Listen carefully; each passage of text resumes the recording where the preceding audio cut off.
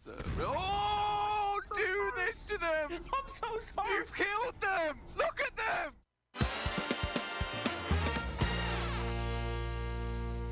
FaZe still in contention though. FaZe up a real possibility. Really? I think it really is. Oh no! Oh no! It's FaZe down! No, I'm so On sorry. your face! I'm so sorry. Why would you do this to them? I'm so sorry. You've killed them! Look at them! They're dead! Huh? Oh! What? Excuse me.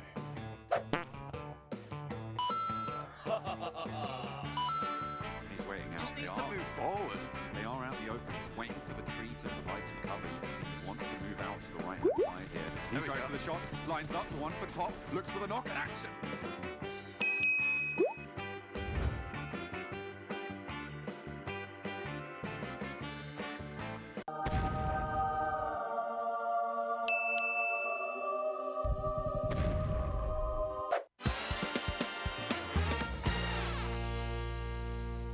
So far, leaderboard. Lane to the side of those buildings, misses the nade through the window. Struggling to make the entry now into the UMP. Help! Help! PJ Duello. Somehow Imperium stays alive for the time being. Oh, Fredo, that's not a good thing at all. Was it Max? Well, Max, how do you like that? Well, Caleris first. Yeah, Max. Fine, how do you they're guaranteed the top four. Attacker and Longs, all but they just might be arriving straight to their doom. A Molotov taking so much damage as well. Crossing from Nick with Galaxy effect. Freaking lord, he can never count it.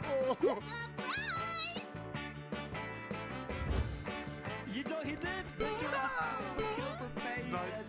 Fredo's getting like, wait. How? Oh no! Control of the building, rising.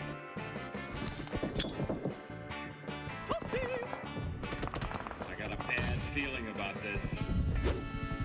Nope. Huh?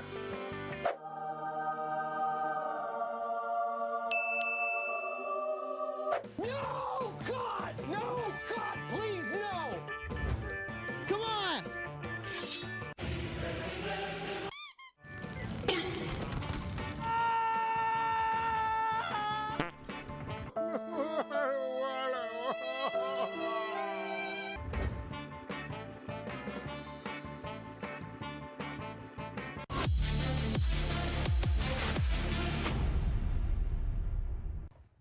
Probably trying to delay the inevitable. He spotted where all three members are, but for him to isolate these fights, get these 1v1s, I don't think they're going to be affording him that. He gets the first knock. Now, he has been tagged quite low. They're trying to confirm the kill, which he will, onto Sir. So I guess that's the best case scenario there for 628. At least get the 1 point, but they will be knocked out as well, joining their Chinese counterparts in the form of Nova.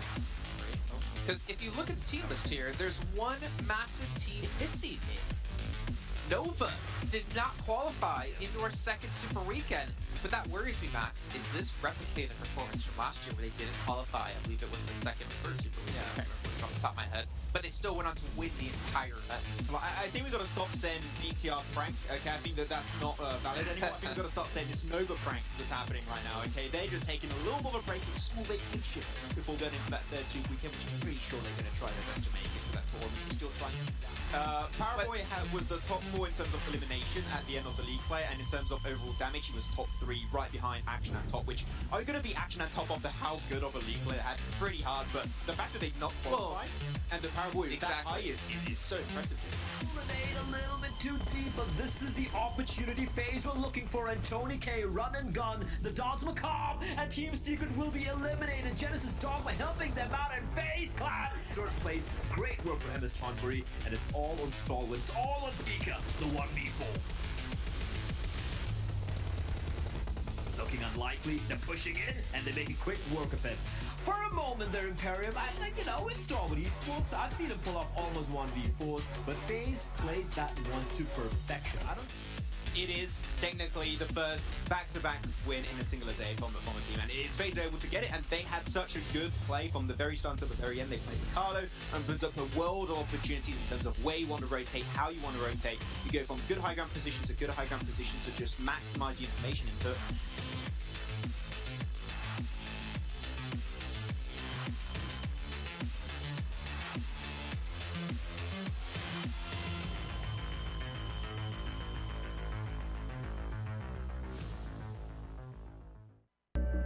I saw the first light, the first steps.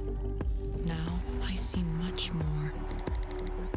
I capture Earth in all its beauty. I see action. I see drama. And I see it in the finest detail. Moments of inspiration and the first steps. I am the 1+9. PUBG Mobile fans around the world, welcome to the 2021 PUBG Mobile Global Championship. To the top teams across all regions, we have a message for you.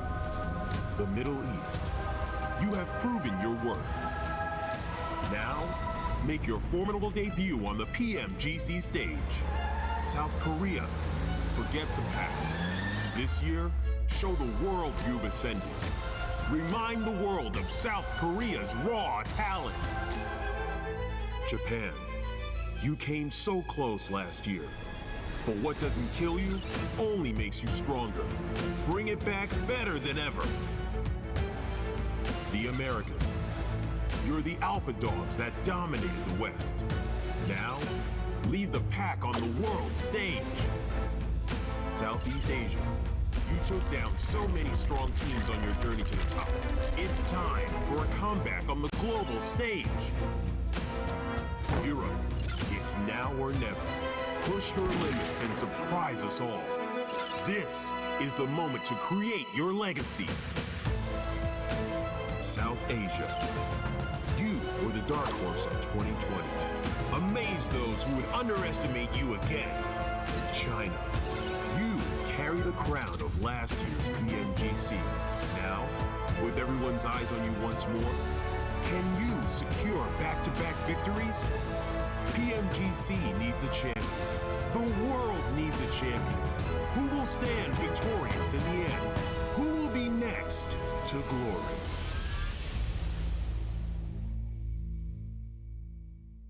Hello, PUBG Mobile fans. It's almost time to bring together the world's top teams for the PUBG Mobile Global Championship 2021. This year's PMGC has a total prize pool of $6 million for teams and players, and tons of great rewards for our fans as well. PMGC will consist of 2 stages, League and Grand Finals. The League phase will last from November 30th to December 24th. During the League phase, teams from the Americas and Europe will compete in the West League, while teams from Asia and the Middle East will compete in the East League.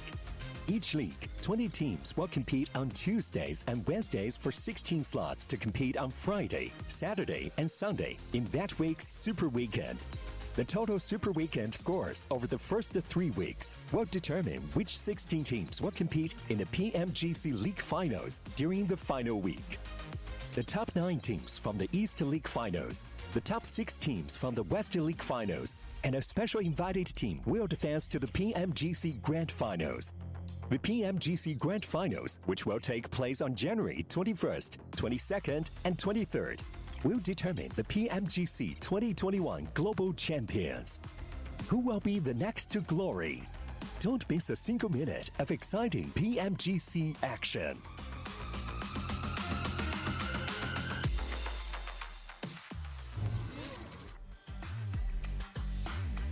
You're not going to miss a moment of exciting PUBG Mobile action because we're back here with day 2 of our final Super Weekend at the PUBG Mobile Global Championship 2021 East League. Cannot believe we're almost at the very tail end of the entirety of this whole stage of PMGC with the finals to kick off in January. But you know what? We're here, and it's going to be kicking off in a flying fashion. Speaking of flying fashion, Kalaris and Tarzan both looking good next to me. Kalaris, man, let's talk about yesterday. Enigma Galaxy put up the most points in the lobby, getting 2 chicken dinners.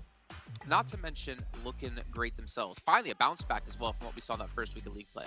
Yes, and I knew it was going to happen, Jason. It doesn't matter about the doubters, Nigma Galaxy. They had a great start. Yes, they might have had that one hard final weekend, but overall, what we saw from them yesterday is definitely where I think that they should be, even though I think that maybe, you know, they're going to have contention up towards the top. So I don't know if they can stack up against Infinity and Stalwart just yet in the grand final of all of this, but that remains to be seen. All right, well, let's actually take a look at the format. Again, if you guys have missed out on any of the shows, we talk about this every day, so don't worry if you miss out, or if you're just new, we'll go over it yet again, just for you. Yeah, you out there, Howard, I can see you. We have 2 days of league play that lead into our Super Weekend, which happens across, well, the weekend, hence the name Super Weekend. There's 3 days of play, there's 5 matches a day for all the teams. It's the top 16 teams from league play, and as we're into now, it is our top 16 teams from our week 3 of league play. But at the end of each Super Weekend, your points do stick around, they do accumulate across those 3 weeks, and at the end of the 3 weeks, we'll have our top 16 teams in points play in our finals. There's $6 million in the line, or on the line here, in total for West and East, which is happening right after this show for West. And then at the end of that whole shebang, we have our 9 teams from East and our 6 teams from West, and our 1 team coming in from India, who's going to be invited through to all play in the grand finals over in January. I honestly cannot wait to see which team it's going to be from India. We know how passionate Indian fans are, and honestly how strong Indian teams can be, but let's be honest, Tarzan, I mean, in the past, we haven't really seen Indian teams excel in the terms of competing against the likes of Southeast Asia. I can't even remember if they've ever really played against Chinese teams other than, what was it, Box, if I'm not mistaken, or Top back in 2019. I mean, it feels like ages ago, and in fact, it is. And right now, it's about whether they can come back, you know, after what seems to be out of practice, right? To see whether they are hungry enough to grab those practice in through scrims and tournaments and see whether they're on par with the world stage. Obviously, the fans are there supporting them, but of course, the other side of the passion sometimes quite a lot of expectation. I'm not gonna lie, Clarice, I would not want to be the Indian team that gets invited just because of the pressure you're gonna feel from your entire country for this last year of wanting to see Indian teams perform, play on this global stage. A lot of pressure is gonna be there, but to be fair, a lot of pressure for all the teams to perform. And speaking of performing, we've seen quite a few. Stalwart Esports comes to mind, Nigma Galaxy, Infinity. We've seen like these 3 teams, minus the first week for Nigma, just be so consistent this entire event, and that consistency in the lobby of this caliber is so damn hard. Yeah, definitely. And, you know, I've said it every single time we've come to these kind of long-form tournaments. When you see this kind of consistency, those are my championship caliber teams. Whether or not they round things out in the grand final down the line, you know, who knows? But they have the best chance. We've seen these guys play against this lobby consistently and looked consistent while doing it, which I think for me, I still sit in the camp of Stalwart Esports. Even though the Infinity and Genesis Dogma have gained themselves more points, I think Stalwart has still just impressed me so much. Yeah, and give me your honest opinion here, Tarzan, when we take a look at the overall points. I feel like those 3 teams that we've mentioned before, I mean, you could say, oh, they've been consistently good, but I think they've actually been improving, because to be at the top like that every week, it means you're constantly improving, because every other team in the lobby is improving as well. I think, yeah, that's a very good point. But it's about the relative, you know, growth rate, right? Look at Genesis Dogma, of course, they were very flashy, like through the past week or so, but you can say yesterday was a bit of a slip. So that is where you find it a little bit disappointing. With Stalwart, of course, they've got their small slump, but they're coming back strong, right? And especially on that huge map being Erangel, very, very important. So if they rounded things off with a win yesterday on that map, today might be another good one. Yeah, might be another one indeed. And again, we have 5 matches to be played out through the course of today. But let's take stock of things of points, because this is what really matters, right? TJB on 14th place. They have fallen a couple of places here, as Cryptix and Nova had both passed them. We can see FaZe Clan, they're actually currently safe at the moment, as well as BTR. But Deadeye's guys, they've fallen out of top 16. Damn Juan and the Xavier are trying to chase into that top 16, and pressure's getting there. These teams need to step up here, and they have the chance to climb up, but it's just going to be so hard. As you say, the one that really needs to have the big step up here for today is Cryptics. Yes, as much as they passed TJB, still only 13 points yesterday really doesn't lend you the best comfort when it comes to teams that did not have a good start to this tournament, like Damwon, etc., and Dead Eyes guys, but they're getting double or triple your points from that previous day. So if they continue that on, there's a very real likelihood here that they would then catch up Cryptics, with the other teams obviously getting some decent points as well below them. Yeah, pressure's on, and again, that goalpost is going to be so difficult to chase this entire time. And I mean, as we're talking about, you know, Enigma Galaxy before, a team we should also mention and really, you know, give credit to is 4 Rivals, because they have yet to get a chicken dinner this entire event. However, they're in the top 5 overall in Super Weekend points. 2 points behind Stalwart with no chicken dinners. That's crazy. And unfortunately, I mean, Tarzan, yesterday I was trying to pick them and, you know, go for the win here eventually, but I mean, it feels like it's all for naught. Even though they're still so good, so consistent, they're still, if you want to be the championship team here, Tarzan, you've got to get yourself chicken dinners as well. The ability to wrap games up are so important, right? And you can see why they are struggling. Sometimes that transition into late game, and sometimes those adjustments or splits that need to come through, they sometimes just struggle, right? I think that is the reason why. But of course, the start allowed them consistency in getting points, so that ain't too bad. But like, we need a little bit more from this team. Yeah, well, Enigma Galaxy taking a look at their stats across all Super Weekends, we can see the KDA. I mean, I'd say, I mean, if you're just averaging at least 1 elimination per match, you're doing pretty decent, to be fair. But then you also have Lord on almost 2 across all the Super Weekend matches with the best teams in the world playing here in the East Conference. Like that is even more impressive to me. And he's significantly ahead in terms of the kills from the rest of the team as well. In total, across the entirety of this tournament thus far, Lord has got himself 73 kills. The closest on his team from that point on is Freak with 50 kills. So Lord is putting in a lot of work here for them. I think Enigma Galaxy falls short slightly of the 3 teams that have these amazing duos like Stalwart, like Infinity, like Genesis Dogma. Enigma is lending a bit more force to Lord here at the moment, and if another person steps up alongside him, maybe they could join that upper echelon. Yeah, maybe they could. We can see here Erangel, Miramar, Erangel, Sanhok, Erangel once again. Again, it's the exact same format every single day in the Super Weekend. And tomorrow, when we do get to our final day of the Super Weekend, it's going to be exactly that. But before we can even talk about that, I want to talk about OnePlus, our sponsor here at PMGC, with its flagship performance and immersive 120Hz display and hyper-touch technology made specifically for gamers. The OnePlus 99 Pro, your best shot to climb the leaderboards. Don't worry, Tarzan, Claris, I got you this time. I got the whole spiel. You don't have to, you know, guess what the final word is. But yeah, so as we move into this one, I'm curious though, in your guys' eyes, you know, Claris, at least you in particular, we talked about Damwon yesterday a bit. You really wanted to talk about them quite a bit, actually. What's your thoughts on them now? Because they have slipped, it seems to be, even further down the leaderboard just a bit here and there. And they're not really seeming to improve to the level that we need to see them at if they want to qualify. Well, you're saying slipped. I think middling is not exactly where they want to be, of course. I think they're in 9th place right now throughout this Super Weekend with 32 points. Now, the important thing for them is that either they have a bit more of a step up compared to that, or some of the teams like Cryptics, for example, continue to struggle a little bit. But you can't leave your fate in somebody else's hands. So Damwon still needs that bit of a step up. We have seen them in the previous league play convert 3 games with podium finishes and 10 kills apiece. We know that they're capable of doing that. We need to see that here in this Super Weekend for them to push up to the safe spots. The thing with Damwon is when we tracked all the signs of all the types of growth that they had, they kept one for sure, which is phase 1 efficiency, but they kind of regress in the rest when it comes to playstyle and aggression, and that's the problem right now. Yes, they do find some of these survival points for sure, like 2 4th places, 1 3rd place, but we need a little bit more when it comes to how they make use of that macro to maybe control more ground so they come in with a little bit more elimination points. Okay. What about some other teams? Maybe we should talk a little bit about... I almost want to talk about FaZe Clan, and I almost want to talk about Bigatron, just because we've seen FaZe Clan have a huge step up. Like last week in League Play, last week in Super Weekend, this week in League Play, they have been hitting some really consistent numbers.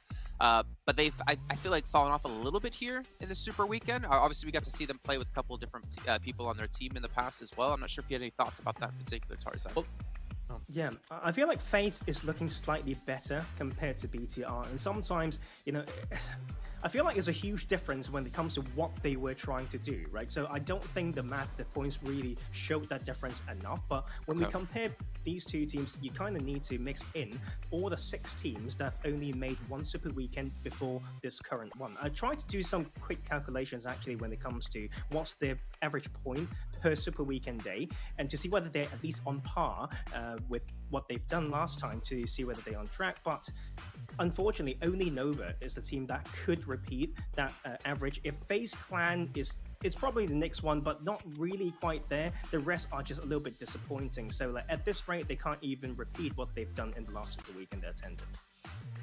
Taurus, any thoughts? Yeah, absolutely. So of course these teams are kind of all sat on that bubble right now. Your FaZe Clans, your Bigotrons, your Dead Eyes guys, your Damn Ones.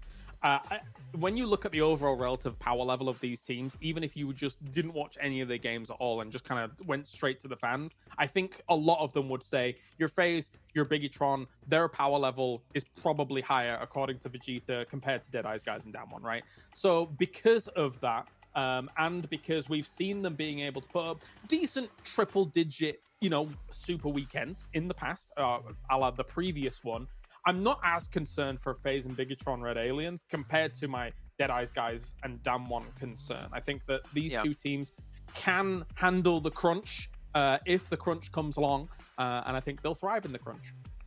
And speaking of the crunch, actually in particular, I'm like looking towards this crunch in the middle that we do have with some teams. And again, it's only top 9 in the finals that make it through into the grand finals.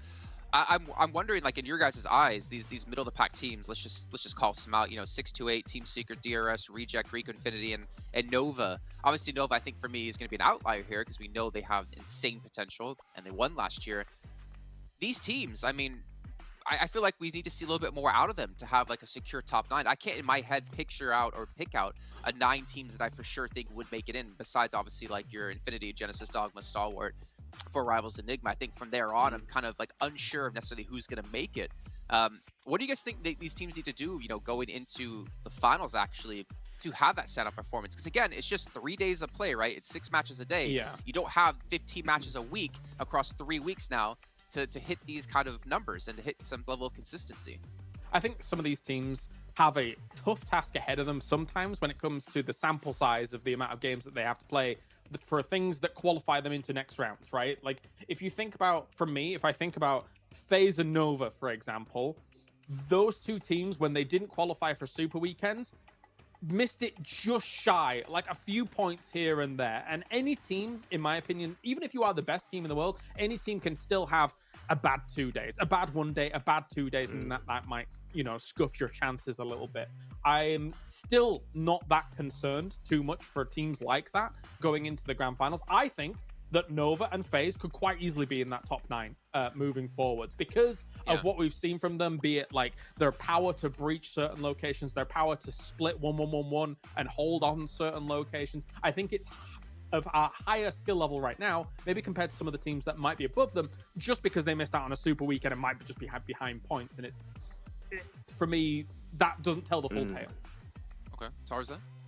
Yeah, so I think when it comes to team growth, like I mentioned, some teams seems like they figured the way that they play, probably within team dynamics and comms and stuff like that seems okay from what we saw, and they can start to focus on playing around roster, flexibility, expanding repertoire, and reading how other teams play. The middle pack that you're talking about, Jason, I feel like aren't in that space yet.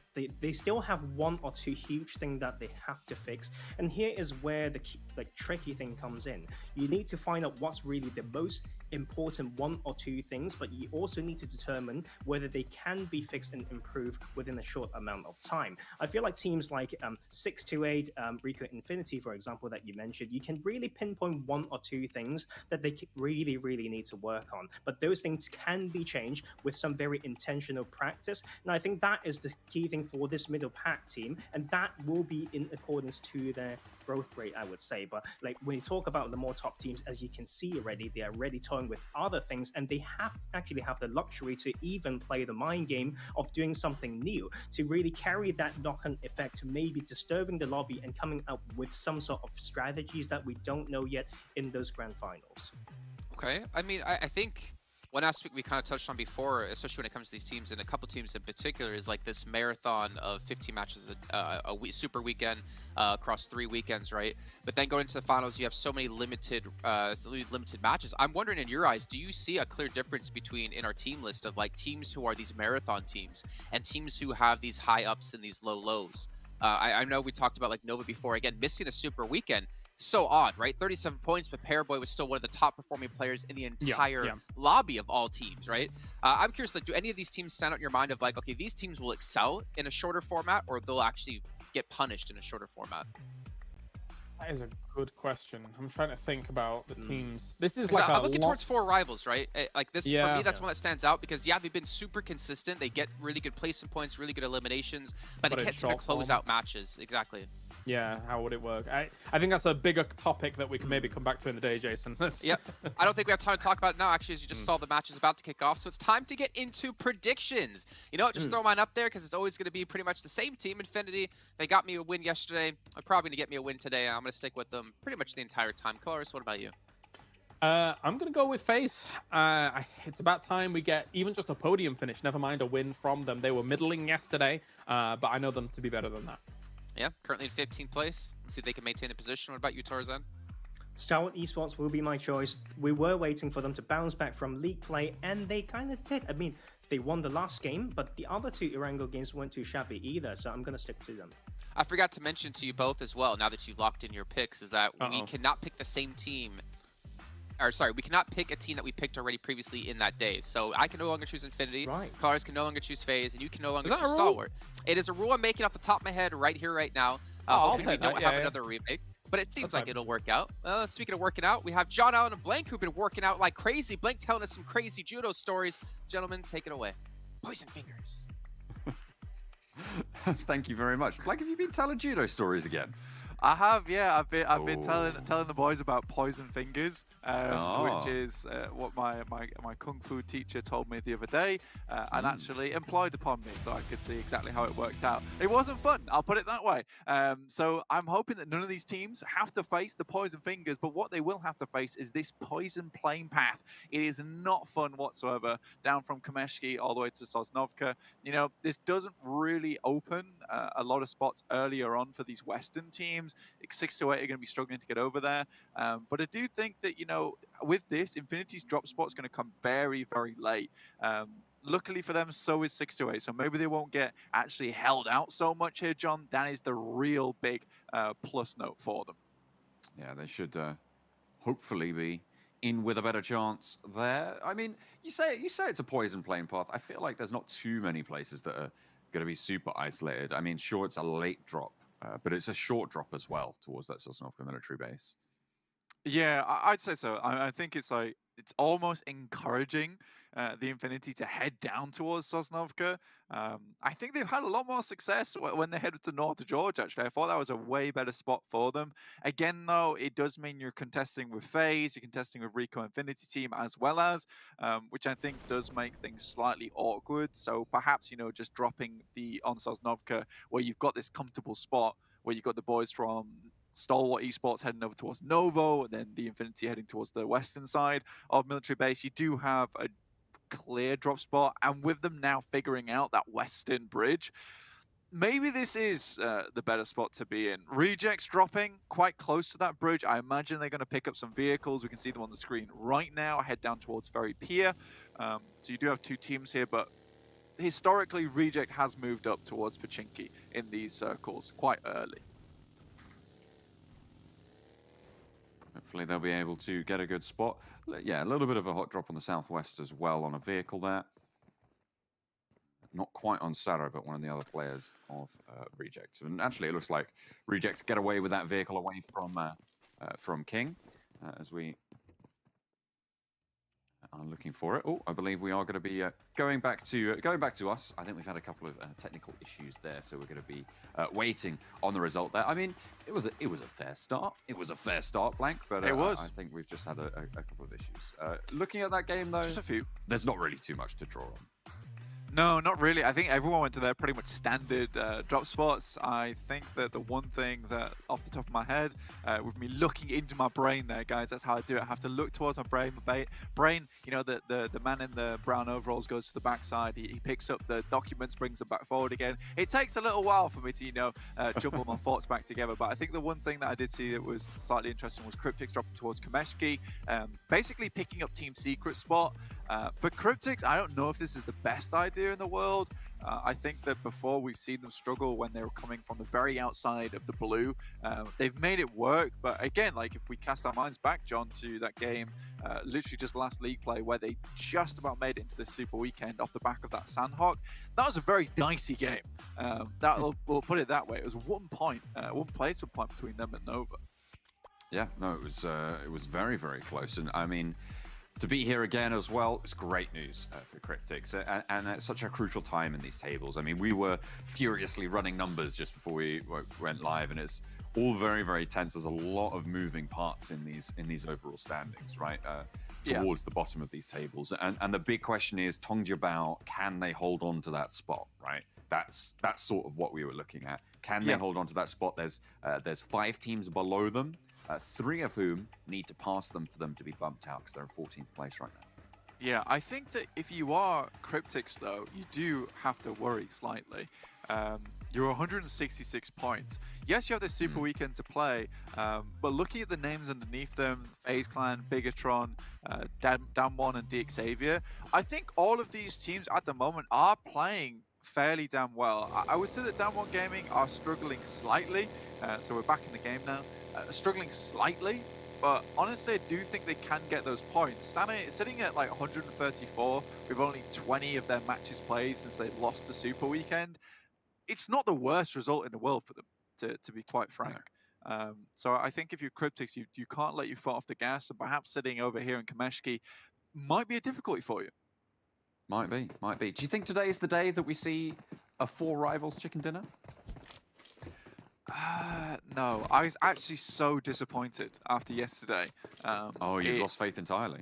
I have lost the faith entirely. I think they were probably one of our favourite teams towards the beginning of the tournament, and I just loved their dogged determination to stay towards the top of the tables. But I do think that, you know, after yesterday's play on that final Erangel, where they were given, I think that this is my biggest issue, is that they were given so many chances to take that compound off the hands of Reject, yet didn't take any. And to me, that just shouts a lack of confidence. Like it's screaming it off the rooftops, or at least in this case, whispering it, because they're so shy to make any of these plays. So I'm struggling to still have faith in this team anymore, because I just don't think they have any faith in themselves. Ooh, Nova swinging a little bit close to danger there. Next to Reject, 4 rivals over on the box compound. Only 1 outpost here, actually very isolated. FaZe looking to potentially cross here.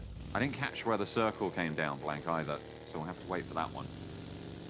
But it looks like these rotations probably looking to regroup for the 4 rivals. Split over the river. Yeah, well, I believe this is still the same game that we're in. We just took a quick break to check out our beautiful faces, John. Well, mainly your face, because you're looking pretty today, dude. I'll tell you that now. So I think it was quite a central circle. I don't think anyone's got too many difficulties with it, especially where it's towards Pachinki side. Enigma Galaxy on our screen, though, John. I want to talk about this team a little bit more because... Go on, then. Yesterday was some of the best PUBG Mobile I've seen from a team in a long time. And I think it's one of those cases of being so consistent. Now, I think 2 chicken dinners off the same back, in my opinion, is easier to do than a chicken dinner later on in the day, because you get those 2 chicken dinners, you know, feeling hot off that last game.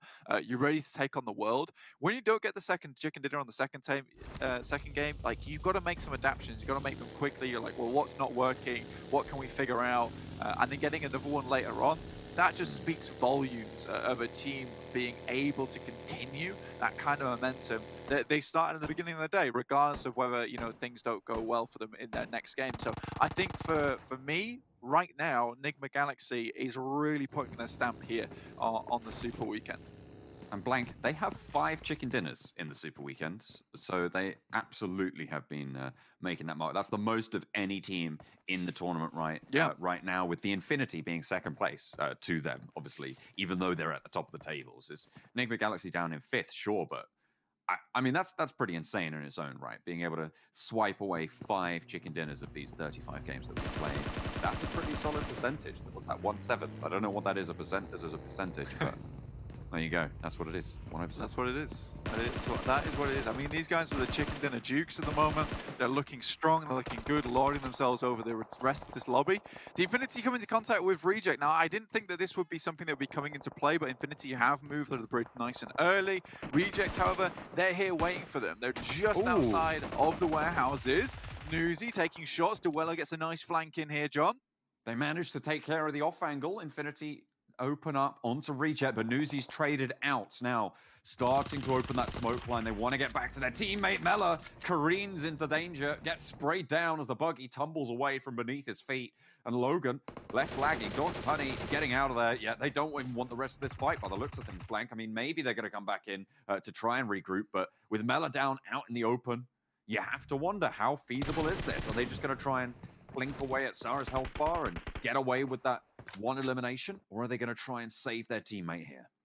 If Mela can get back across, I imagine they'll disengage this fight, but from the majority of times we've seen these fights with the Infinity, the way it usually goes, if God Tunny is still alive and has that anchor position, Logan will back off and then potentially just leave in the vehicle. They don't tend to extend these fights any longer. The Infinity is all about getting points where they can, so I think as soon as they get Mela up, this will be a disengage from the Infinity. I don't expect them to continue this fight, and I think it's what makes them such a good finals team, is that they're all about continuing to get points across. Divine, though, with the nade in hand, he's been looking good today. Oh, he's very close to a lot of the Infinity right now. The nade not quite landing. God Tunny, though, knows exactly what he's dealing with, but can't quite land the shots around the side. There's teammates to back him up, though. The res onto Mela was good. Logan looks for the drop shot, but it's only a sliver of HP. Keeps Reject swinging. All 4 of them now standing. Mela back into the fray. God Tunny sends out wide, and Divine's there to deal with, but Duello pushes onto the core, swings into the container, gets one, doesn't look for the flush. He's got more pressing issues, and Logan finds out all about it. Duello finding the 2, getting the 2-piece, and now the nade comes in, and it's God Tunny with furious anger, moving back through the Valley of Death. Reject now suffering. Sarah, nade in hand, has to be careful, pulls out the gun, and he's finally able to take care of business. And it seems to me the Reject are the shepherds herding themselves away from danger there. Really well played to Reject. I think that was a sloppy fight coming through from the Infinity. Little information to no information from Newsy given, which means Mela jumps out straight into action and then immediately gets taken down. And I think that same thing happens there towards the end. Mela immediately just gets back up again and runs straight out into the open. So the Infinity, weird start today for me, but I will say that was a sloppy fight. Bigatron Zuxi in the US, trying to careen out of danger, but Satar's got the bead, will move away. Now, I really would love to see whereabouts the players from Genesis Dogma currently are sat right now, because I do think that one problem I did have with Genesis Dogma before was the fact they were playing so split, whereas I think their playstyle much more favors the fact that they have that team play. 6-8 now, coming to bat against Reject. Sarah immediately down now, just Ragey Osio and Divine remaining.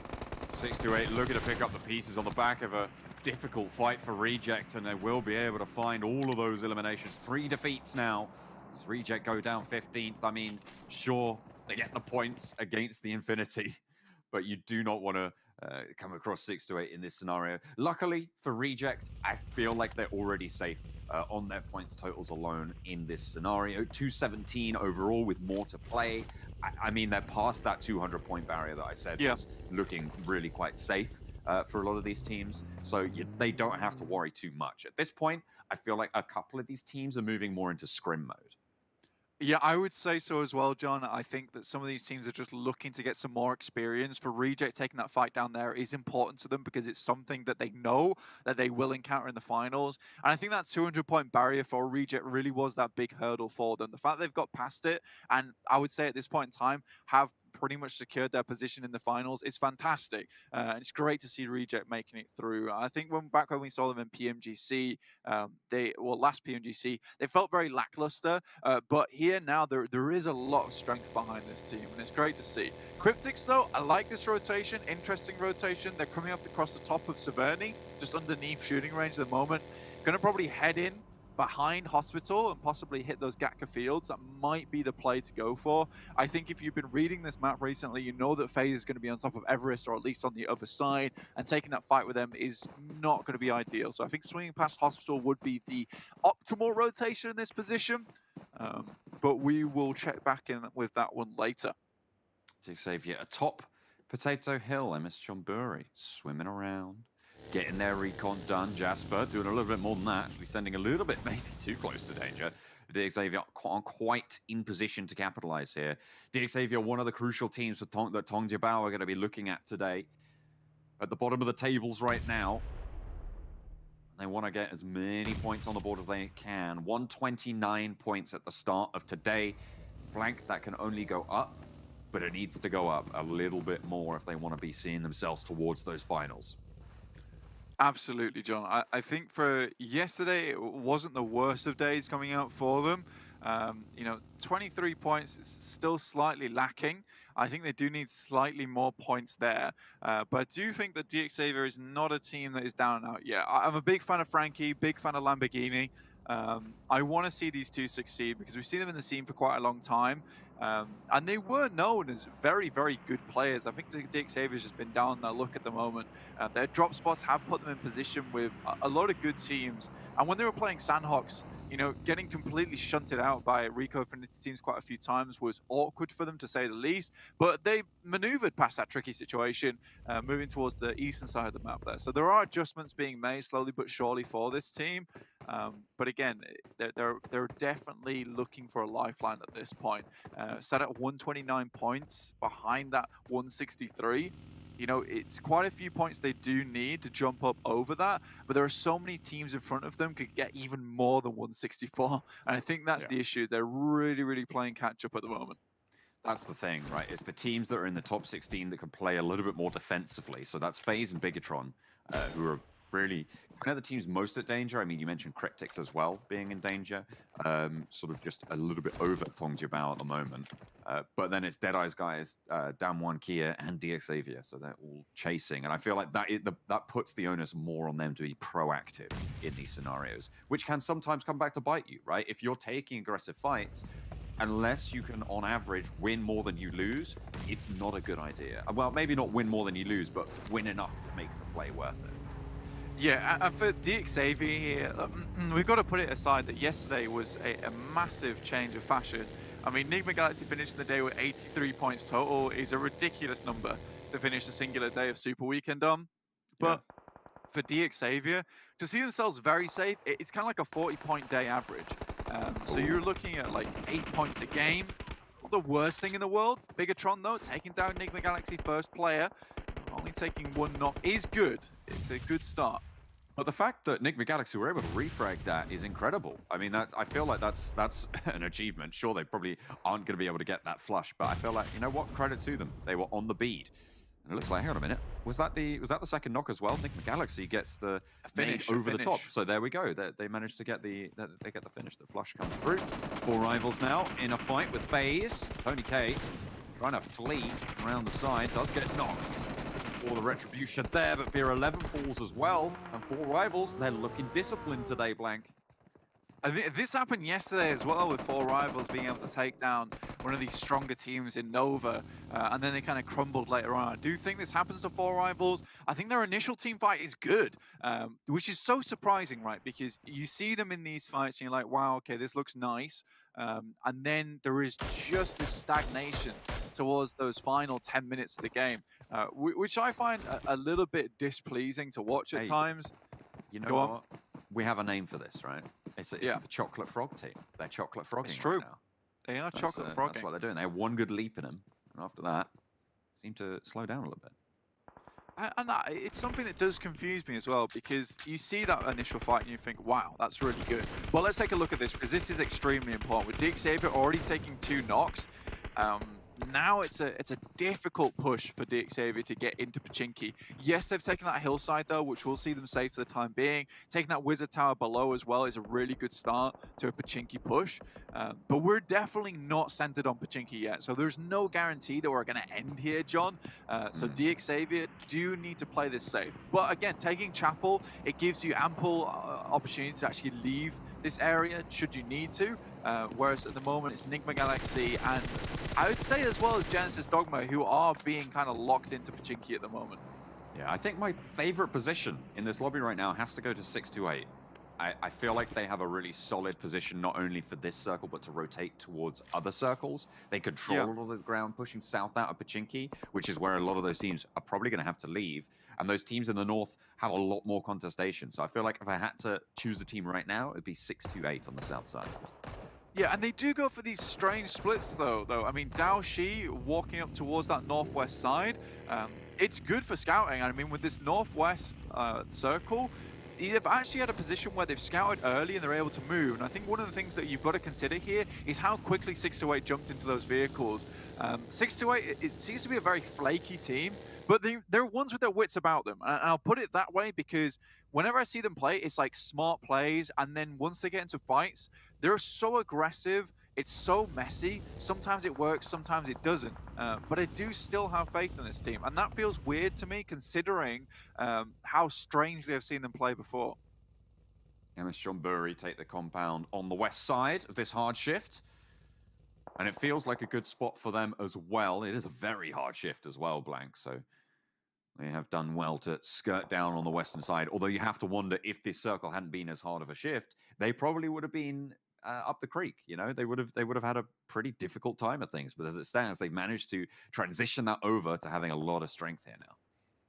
Yeah, I think that it would have been a push that would have left them feeling a little bit heavy towards that end. Genesis Dogma takes down Realm from Nigma Galaxy, and I think at this point in time for Genesis Dogma, it's about clearing a lot of these threats in Pachinki before leaving. Luckily, they are on the south side, and the south side of the map was cleared up by 628, so they do have an opportunity to leave now, because that's no longer being guarded. Damwon Gaming, another team that has to really put up the numbers here today to get in towards that top 16, currently sat down towards, I believe it is in 18th place, just above DXavier, 134 points. We have seen them get a couple of better games. You know, we all, and I'm going to keep bringing it up, we all remember that amazing song play where he stole the chicken dinner away from Bigatron on Sanhok. However, I think that there have been some more deserved plays coming through from this team this Super Weekend, looking much, much stronger and much more realized as a team. Look at this. This is the feeling of when you don't move early enough for DXavier. They just watched Rico Infinity Team take a position that they were probably looking to go towards. And I feel like they had ample opportunity to make this maneuver earlier. They didn't quite take it. Nova a little bit further through, but that warehouse now fully occupied by Rico Infinity Team. I think you could kind of excuse DXavier's late push here, considering they had a few knocks come through from Nigma Galaxy as well as Genesis Dogma as they were pushing up to the chapel to regroup. So it's something that has occurred because of earlier pushes. Scry goes down to one of the players from DXavier, which will be a little bit unlucky for Stalwart as they've come up from Novo's side. Scry down though, and now only being able to send out a few of the players forward. Luckily able to skirt immediately past this fight between 4 Rivals and Nigma Galaxy. Trust 4 Rivals now to stand up. After I said I don't have faith in them anymore. Maybe that's what they need. Maybe they need to be down there, look, no pressure on their shoulders to perform. Maybe that's the case. I mean, as you say, though, there is very little pressure. There are 302 points. I mean, they're one of the teams that I'm looking at as they have qualified, and they can move to scrims, a couple of nades down the top, and Genesis Dogma take down Deadeye's guys. And that is good news for Tong Jiabao, Blank. That's bad news for Deadeye's guys, but it's good news for Tong Jiabao. Deadeye's guys are one of those teams chasing right now. And Nigma Galaxy get eliminated in the meantime. They tried to move past the outpost for 4 Rivals, the scout, but they couldn't make it happen. Yeah, I mean, oh goodness me, this is really difficult for so many of these teams at the moment. Wow. Anas is able to take down Frankie with a nicely exploded vehicle there. So DXavier really on rough times at the moment. Rabiz is able to heal up. Lamborghini taking shots as well, but they're so close to Damwon Gaming. Both of these teams don't want to go out, and they're kind of head-to-head against one another. Cryptics, though, able to make a good push, and I'm very proud of this push coming down from that western side of the map, able to get into position. But MS Chumbury is certainly in a good spot. But Cryptics slightly more into the circle, gives them more time to work. Oh no, 33Z, the last lifeline now for Stalwart. No, not Stalwart, 628, sorry. But they aren't going to be able to find it. Bigatron are down and out in the field as well. Nova were moving out that way. It was a difficult shift, and Blank, this circle has probably turned into disaster from MS Chonburi to absolute euphoria right now. The circle shifted twice hard west towards their position. These guys are on a circle high, we'll put it that way. They're happy, happy boys at the moment, sat in that compound, able to take shots towards absolutely everyone, considering this is such open ground as well, but a lot of fields still in it. Like, there is so much opportunity for them to take shots towards other teams coming to this circle and kind of eliminate the opposition before they can even get close. All rivals, Rico Infinity team down one gear as well. Going to have to move in from the eastern side. Genesis Dogma managed to skirt a little bit south. They can move a little bit later. And Baru, you can't hang around too long. This is fifth zone. This blue zone will hurt. Into the buggies. They load up. The rotations are starting to come through. King on the outpost, probably spotted here. And the rest of Nova, well, they're nowhere to be seen. They are, well, there's one more player still going. Jimmy's all the way out by the roadside. It does have a position for potentially someone to regroup with him, and does King, but I think Jimmy getting through this compound is going to be difficult. Rico Infinite team drop onto Cryptic's location, but get cut down in the process. Bigatron taking shots towards Genesis Dogma now, able to get all players back up on their feet and ready to go. Bigatron knowing that this game is so important for them. Phase down to just one player, 0 points accrued. Damwon Gaming still in it with Junie, wants to see how far he can get. Even a top 6 placing would be good for Damwon Gaming. Just getting those points slowly but surely is better than nothing. And considering a lot of the teams that are opposed to you being going out so early, this is a great time for Damwon Gaming to start catching up. I mean, this is 3 of the teams at the bottom of the table still in for the final 9, but those numbers can drop very, very fast as Jimmy gets isolated and taken down. 4 rivals. They have the ground floor. They have the player knocked as well. They need to be careful of. Nate's not quite finding the window there for Pimbaru. Finding the flush. Ground floor. He tries to push in, but that is not going to go the way you think it is. In through the window and looking for more as well. 2 spray downs as Cryptics move on out. They go for the aggressive push out through the windows. Pimbaru in the smoke, hits the deck, and will fall down to a cheeky shot. Coming across the way, and it's 4 rivals eliminated. Out of the game, not able to make it happen. Again, it's a dip. That seems strange to me. Again, yesterday we saw that warehouse. That would have been an easier push to go for. And you try and hit one of the hardest compounds to hold, actually take in this circle. Not easily breachable, and Cryptics are able to hold on to it nicely there. So with this game, and if Cryptics continue to do well, you know, Cryptics might be able to put themselves in a position which is much more comfortable. Damwon Gaming, though, 7 elims so far. A really good game and still running strong with Junie. But Bigatron, they need to push into the circle onto Genesis Dogma. So far, 1 knock comes through and 1 flush on top of it, taken away by Cryptics. There's quite a gap between Bigatron and Damwon Kia, right? Well, I say quite a gap. There's about 13 points. Well, there are 13 points between them at the start of this game, with Bigatron in the lead. So if they can keep on tally with Damwon Kia, they are good to hold it out. But if they go down early like this is not good news. Bad for business. Even if they do manage to get a whole bunch of kills on board as well. Zuxi, last standing alive, hiding, hunkering in that smoke, looks for the sprays, and Genesis Dogma, coming a cropper, will get eliminated. A respite breath for Bigatron. Yeah, and honestly, though, at this point in time, they have to pray for a Southern Circle shift. Because the issue of holding such a strong compound like this for Cryptics is that they have such good sight lines. And all these other teams are going to come a cropper underneath this because they're able to just watch out. No one's really able to take shots back at them. But now MS Chumbury moving up towards this compound. They understand how strong it is. And in the midst of all the chaos, they've actually slipped unaware into the compounds behind them. Ventura's still moving through though with Nade behind. You know, he's looking to stay alive in this circle, but that Nade might give him away. Maybe. But was it just the thought that, oh, it's one of these other teams throwing a nade at us? You know, it's under cover of gunfire. Jasper, oh, right on top. He's owning them. He is. 2 down now for MS Chonburi, and he starts to move through. Bigatron in the south side of the field, just hoping that they can stay alive. Vintorres does go down, but MS Chonburi, they have been stymied. The hamstring comes through on the back. And now Cryptics onto MS Chonburi onto Bigatron commanding the field. Blank, this has turned around for them. This is really good. Finally, King goes down, but there's a reason we call this guy the King Cobra in last PMGC. He's such a good snake player, and getting up to 4th place is not bad for Nova. Not that they need the points anyway, but this game for Bigatron, so incredibly important. And being able to control these fields versus the guys from MS Chonburi and Cryptics is a great start for them. And honestly, these guys have to leave, and in a fight between themselves, Bigatron can kind of pick up the pieces afterwards and put all those pieces back in the chessboard.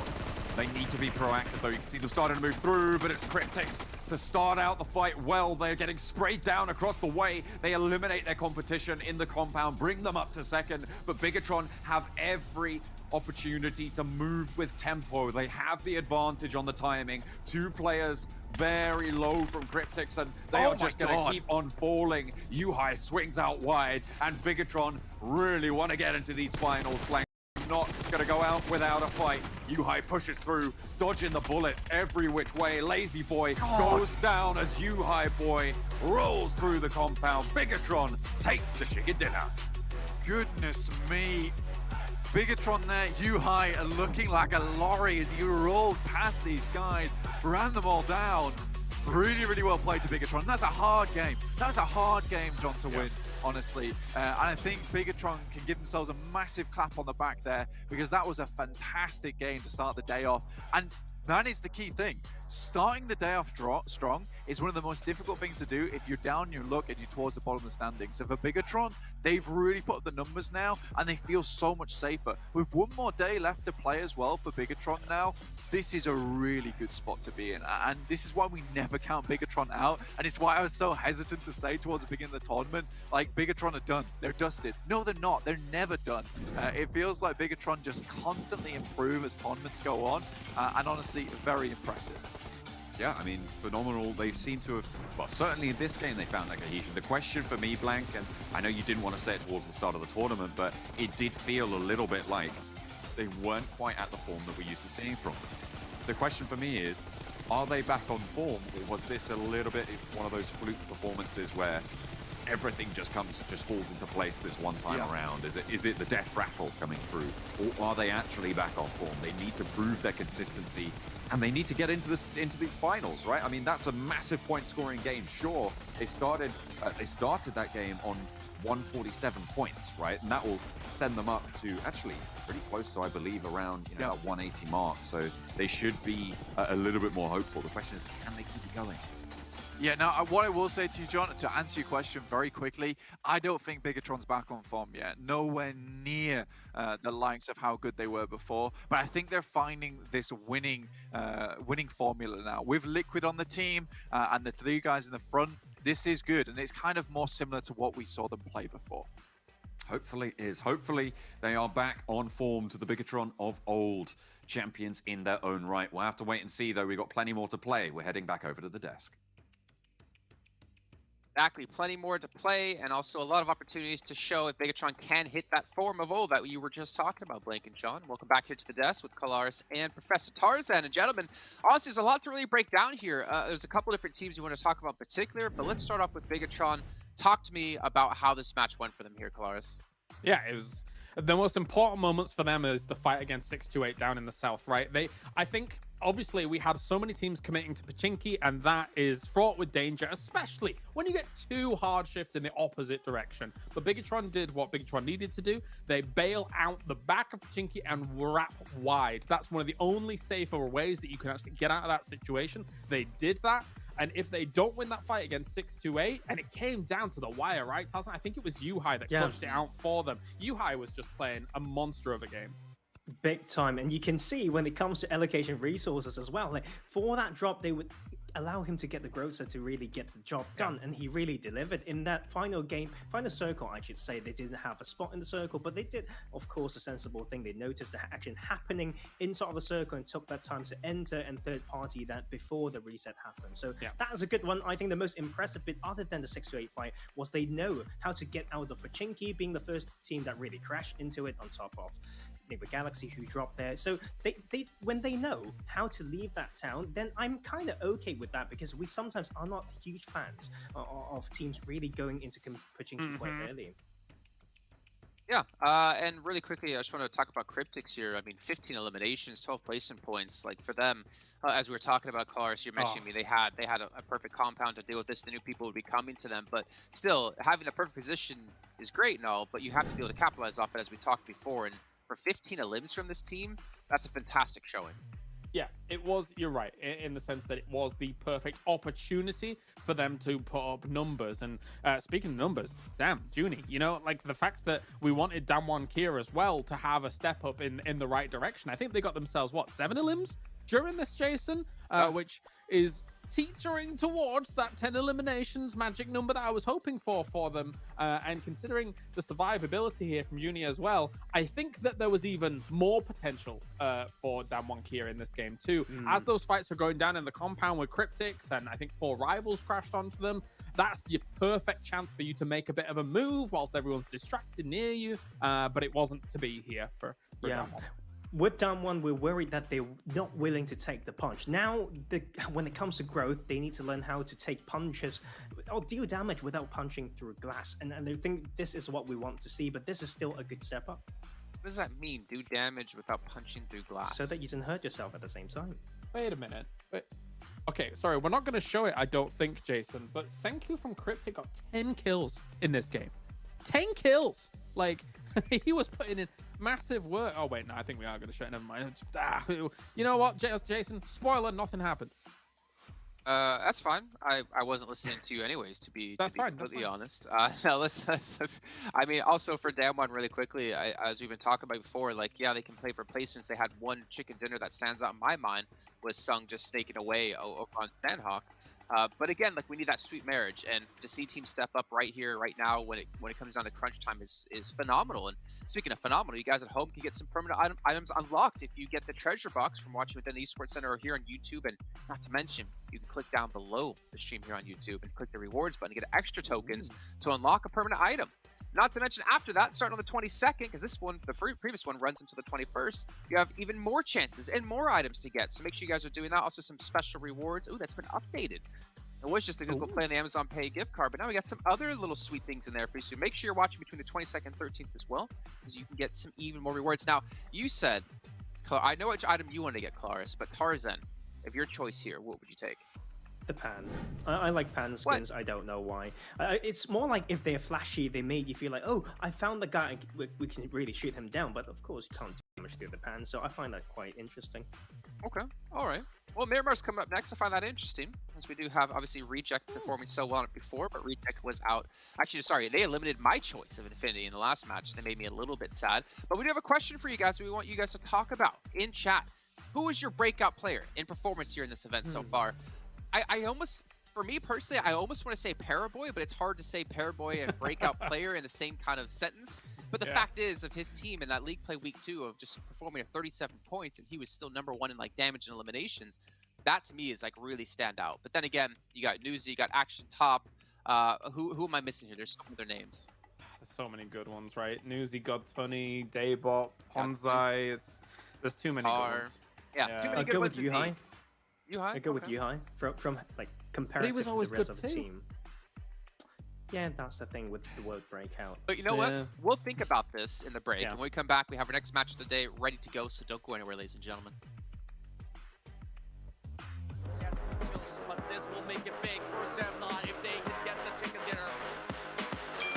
Now we're seeing a lot more information here. What?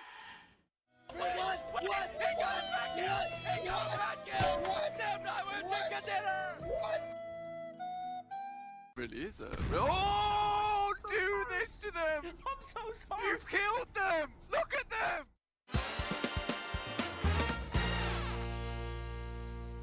FaZe still in contention though. FaZe up, a real possibility. Really? I think it really is. Oh no! Oh no! It's FaZe down! No, I'm so On sorry. your face! I'm so sorry. Why would you do this to them? I'm so sorry. You've killed them! Look at them! They're dead! Huh? Oh!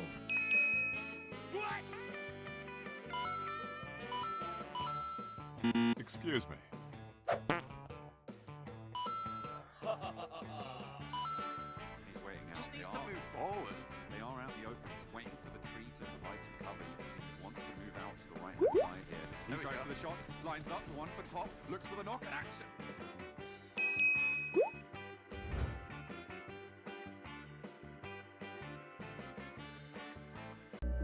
I saw the first light, the first steps. Now I see much more. I capture Earth in all its beauty. I see action. I see drama. And I see it in the finest detail. Moments of inspiration. And the first steps. I am the 1+9. Well, welcome back, ladies and gentlemen. Hopefully you give us your thoughts about the standout player when it comes to this event so far. But again, we still have time to do that. Not to mention, you could even mention teams and players from the West League. Though, let's be honest, the East League teams are good at best. All right, take that mustache, Dave. We got Miramar coming up next, followed by Erangel. And, well, you guys can read the rest. I don't need to read it word for word. But Miramar, the only time we'll see it over the course of today. Now, Blake and John were talking about Bigatron. Talking about returning towards that earlier form. Now, I don't know the time frame they're discussing when it comes to earlier form. I don't know if this means over the last 2 years. Obviously, when they took their last tournament win when it came to Malaysia for the PMCO Global Fall Split Finals, or if it is in more recent times. But one thing is for sure, at least for me, Tarzan, is that High Boy is a phenomenal addition to the team. We saw in that last match alone the impact he can have. I think for me, it's about Bigatron playing around him a little bit more and letting him be the superstar of the team instead of the usual, Ryzen, Zuxi, Luxi.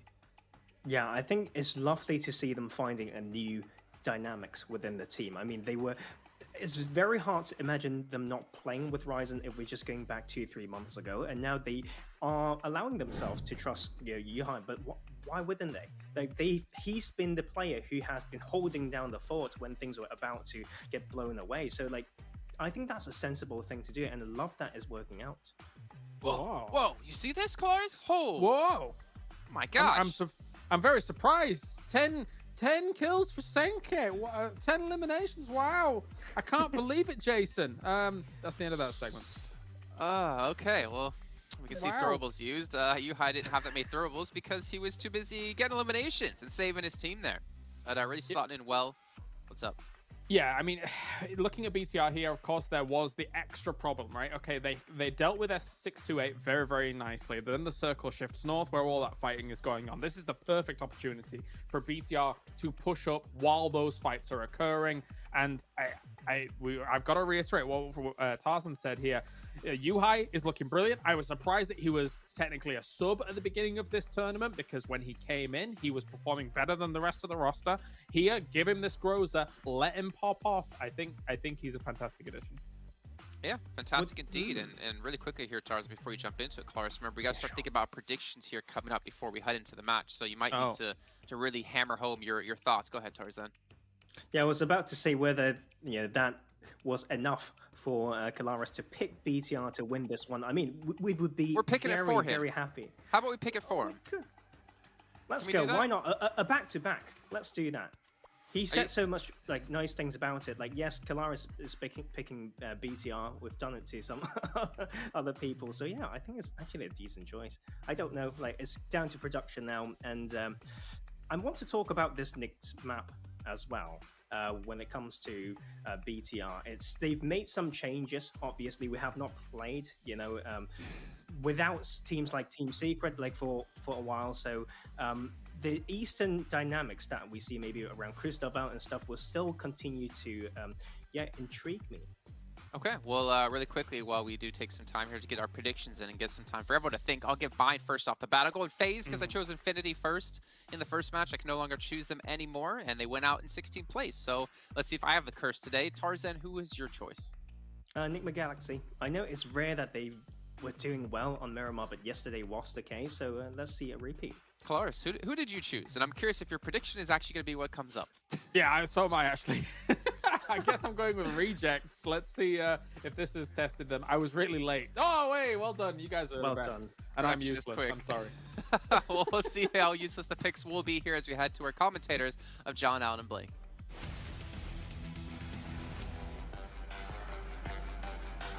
Hopefully a little less than fully useless. We'll put it that way. Blank. I feel like that's how I live my life. Hopefully a little less than fully useless. Well, the Claris may have got the reject on his screen, but I know that actually he predicted FaZe. So, you know, that's Claris' prediction now, FaZe. Let's see how they do here on Miramar. I think that, you know, it's a good prediction to go for is FaZe here on Miramar, considering how strong they have been before. Once they get a decent spot around the map, they actually hold it to perfection. So, you know, Claris, nice FaZe prediction, bro. There we go. We love to see it. Love to see it. We'll see if they can jump on up over the Tongjiabao benchmark, right? That's sort of what we've been tracking in terms of those points so far today. Obviously, there's still 2 days left of this Super Weekend. Well, it's getting a little bit less now. So we played that first game. But FaZe in 16th place. If they can get above Tongjiabao, that'll be a little bit safer for them. They're very close to doing so. 6 points is all they need. 6 points is all they need to get in. So we will see if they can make it. Ooh, he's got the June parachute, especially here on Miramar. That makes sense. No huge worms though running around amok, so that's lucky. Oh, you never know. Look at baby Godzilla. Where's his parachute? He just meant to do a Superman landing. Yeah, absolutely. That's just how it is. Little tiny hands on the floor and little knee. Sure, for sure. Well, 4 rivals snag a vehicle. Hopefully the guns aren't going to be too vociferous towards them. The UMP spray dart. It's on target, to be fair. You could hear the clink-clank of... But it is a UMP. Lead on. I guess that's a steel-sided vehicle. I'm not sure. It might be a little bit newer. It might be aluminium body. We'll have to wait and see. I haven't done the research. Well, you better get on it. Fast. Deadeye, guys. Deadeye's, guys. Not dead yet. Over towards the eastern side of the map around Genesis Dogma and Bigatron's position. These guys need to get a move on. We need to see more out of Deadeye's guys, honestly. So for me, sat at 143 points, you know, there is still room to pick up those points in the first place. So you're going out all the time. It's bad. It's very bad. It's true. It's not good. It's bad for business, as you say. So we'll hopefully have a little bit of an uptick. 628, both the STEs are going to be dueling out around the power grid area. Downward Gaming, after a successful foray into that last match, it looks like they're going to pop a shot towards Freak and send for the hills. Now, Enigma Galaxy's not having the best game last time around. I think that was because most people realized how strong Pachinki was, and then they got absolutely just battered by so many teams who also went to that area. Genesis Dogma came in, and we know how good Genesis Dogma can be on Erangel. Unfortunately, you know, it's funny the way their position almost hampered them, because they were further into the circle than Bigatron was, but that also meant that in the meantime, where MS Trimburi were rotating, Cryptics had free reign over that field side, and Bigatron weren't in view, but Genesis Dogma were. So you go down because you have the better position, which seems unfair, but it's something you do have to consider. And playing out in the blue outside the circle is actually a very viable strat a lot of times, especially when you know that location of the circle in the first place. The Infinity down towards Chumacera, looking to move up early with Cryptics once again playing on the outskirts. I think after the last game, they've got themselves a bunch of points on board, so they should be sat fairly pretty now. We were reviewing the points totals for the Infinity in general, actually. I mean, going back to the Infinity, I know you're talking about Cryptics, but going back to the Infinity, they've topped the tables for both Super Weekends so far, right? Both Super Weekends, they have had the best weekend out of anybody. They are sat 65 points ahead of Genesis Dogma on 385, and they're on track to kind of do it again, Blank. I mean, sure, that first game wasn't super great, but they managed to get, I think it was like 65 points yesterday. And so if they can keep doing that day on day, they're on track for another 160-point week. Yeah, and it's funny because whenever we see the Infinity on our screens, it's either them getting a chicken dinner or it's them getting defeated quite handily by another team. And getting that done to you by Reject, it just odd. So I think that sometimes they do get into a state of being flustered, I would say, which is rough. I think I might have fibbed to you about the second week. I think Genesis Dogma did just eat them out the points totals on week 2. Yeah, I was wondering about that, but I don't want to correct you, considering you are such a smart man. Yeah, well, even the best of us make mistakes. Not that I'm the best, but I am the best. Yeah, okay, that's fair. I'll give you that. Just for today. Just for today. FaZe moving through just underneath Picardo's side. I think that, yeah, I will again go back to that point that for FaZe on Miramar, they tend to be very good. Once they get elevated into a position, it's again that standard story of FaZe, which is not too much aggression, but just enough to hold on to a position that they hold. And usually that does win them games on Miramar. I like to see it. It's good stuff. Nova over towards Graveyard at the moment. You know, they've been having fairly okay time of it on Miramar recently, getting towards the top spots. Again, they do play the low ground quite frequently, and I think that's because of some, awkward rotations for themselves, which does make their late game slightly more difficult, but it does mean they get to late game. I think that's the main thing. And that's in general how you get that consistent point scoring situation, is getting to that late game. You pick up 5 points, you finish top 6, and you're getting the points that you need per game to be looking good to get into these finals as well. And that's really what you're kind of looking for. As you get top 6, you're likely going to be hitting those averages. Yeah, and that's all you really need here in the Super Weekend, is just qualify to that finals. That's what this first 3 weeks has been all about, is just qualifying to the PMGC finals and start racking up some money there. Yeah, absolutely. That's what you want to see. It's all about the cash. No, it's not all about the cash, but it's a little bit about the cash. It's it's certainly a lot to be playing for. With the top spot taking home, what is it, like? I think a lot of 360,000 or something like that. Something around that. That's a lot of money. And I mean, even 16th place, you get like $5 grand, which is nuts, right? If you just have to qualify here, you get $5 grand. Yeah, it's a massive chunk of cash for these teams, which again, and I've said this in most tournaments, is like that can be immediately reinvested into infrastructure for your team and can make you even better. And I think for a team like Reject, a team like Damwon Kia, it's me making shots onto Divine. For Damwon Kia as well as Rejects, where their regions are rising in popularity and getting more infrastructure in place in terms of tournament structure, that kind of cash can be absolutely invaluable to you going forward into the future. So I think that this is a great starting post for both these teams if they can make it in.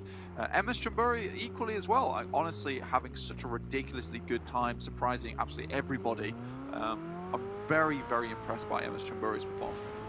Yeah, they've done phenomenally well, and as you say, that reinvestment hopefully going to be on the cards for them. But Blank, it's not only about that money earning potential. Well, I mean, even though you look at what you get when you qualify for these finals, there is the chance to go to the global finals, right? Right at the end of it, there's qualification spots still ahead of you to take on the champions, the winners, the top spots from the West League as well. So you have got that extra stage, and that is also money earning potential. So it increases in value almost exponentially. First, you got to make it to that top 9. First, before that, you got to make it to the finals. I know. What we're determining I'm here. so excited about the future. I'm just thinking so far. Yeah, the future is looking good. It's looking bright. Xavier at the moment, he's just looking slightly bleak, and they need to actually pull up the performance just slightly here. Starting that off strong on Miramar, taking down Nova. Again, though, rotating on this southeast side is always difficult because you're going past Reject, you're going past Genesis Dogma, as well as FaZe. All very good teams and teams that like to hold others out. I think that, when those teams put up the hand, push you back, you tend to fall over. True, that's what happens. Certainly if someone's kneeling down behind you as well, which can always be the case in PUBG Mobile. You never know what's around you unless you have your wits about you.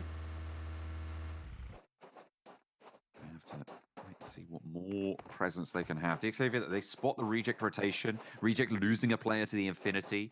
Infinity a little bit peeved, apparently, about going down in the fight to Reject last time around. Which is fair enough, all right? I mean, we were literally just discussing that, like, they are a very, very high-scoring team. 385 points is not easy to achieve, to be honest with you. Like, almost hitting that 400 cap at the moment. There would be a great achievement to hit that before the end of the Super Weekend, which I think is very doable for them.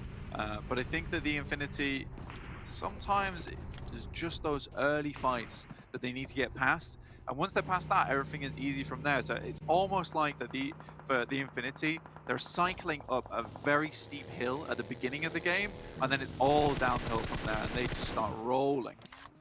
But this is the thing, right? Even if that is the way you play, in these long form sets, that's great, right? Like, if you're getting to those later games, sometimes, as long as you're doing it enough of the time, if you do it 30% of the time and you're getting 15 to 20 points on those attempts, that makes up for the other games that you aren't making it to those points. And even if you are getting a couple of points to get those games, that's just bumping up the totals in general. And I feel like they have got this long set format down. The question is, in those finals, can they keep it consistent? Yeah, I think that's going to be a difficulty. Luckily for them, there is a 2-day break between the last day of this Super Weekend and the beginning of the finals, which will take place over 3 days. So for the Infinity, there is time to reflect, time to discover things about yourself that you didn't perhaps know before. I think for the Infinity, it's going to be a lot of review for this team coming through, and that's okay. I think that if you are prepared as a top team to put in the review after the game goes down, put in the homework, that is a sign of a winning team, right? And I would expect all these teams at this level, at this global stage, to be doing that in your spare time. Absolutely. I mean, and even if you're sat at the top, you know, like you're beating everyone handedly, if you aren't looking for your own weaknesses, someone else will be. So if you aren't covering those up, they will be exploited. So it's definitely necessary, but they're certainly in a better spot than some of these teams, especially towards the bottom. The main teams that we're paying attention to now, I mean, Bigatron have leapfrogged over that Tong Jabao barrier. FaZe, Damwon Kia, Deadeye's guys, and DXavier, those 4 teams, they are really sweating it out right now, Pack. And they need to. I mean, it needs to be an athletic performance going forward, purely because the sprint so far is going to be so very long. This isn't a case of someone calls 10 seconds and you have to run for that 10 seconds.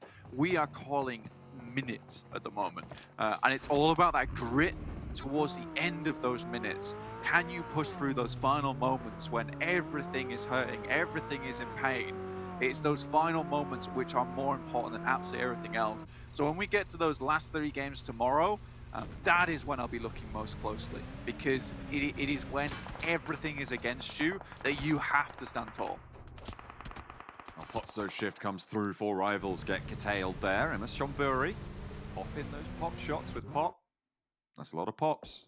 Could be bubble wrap, but it's not.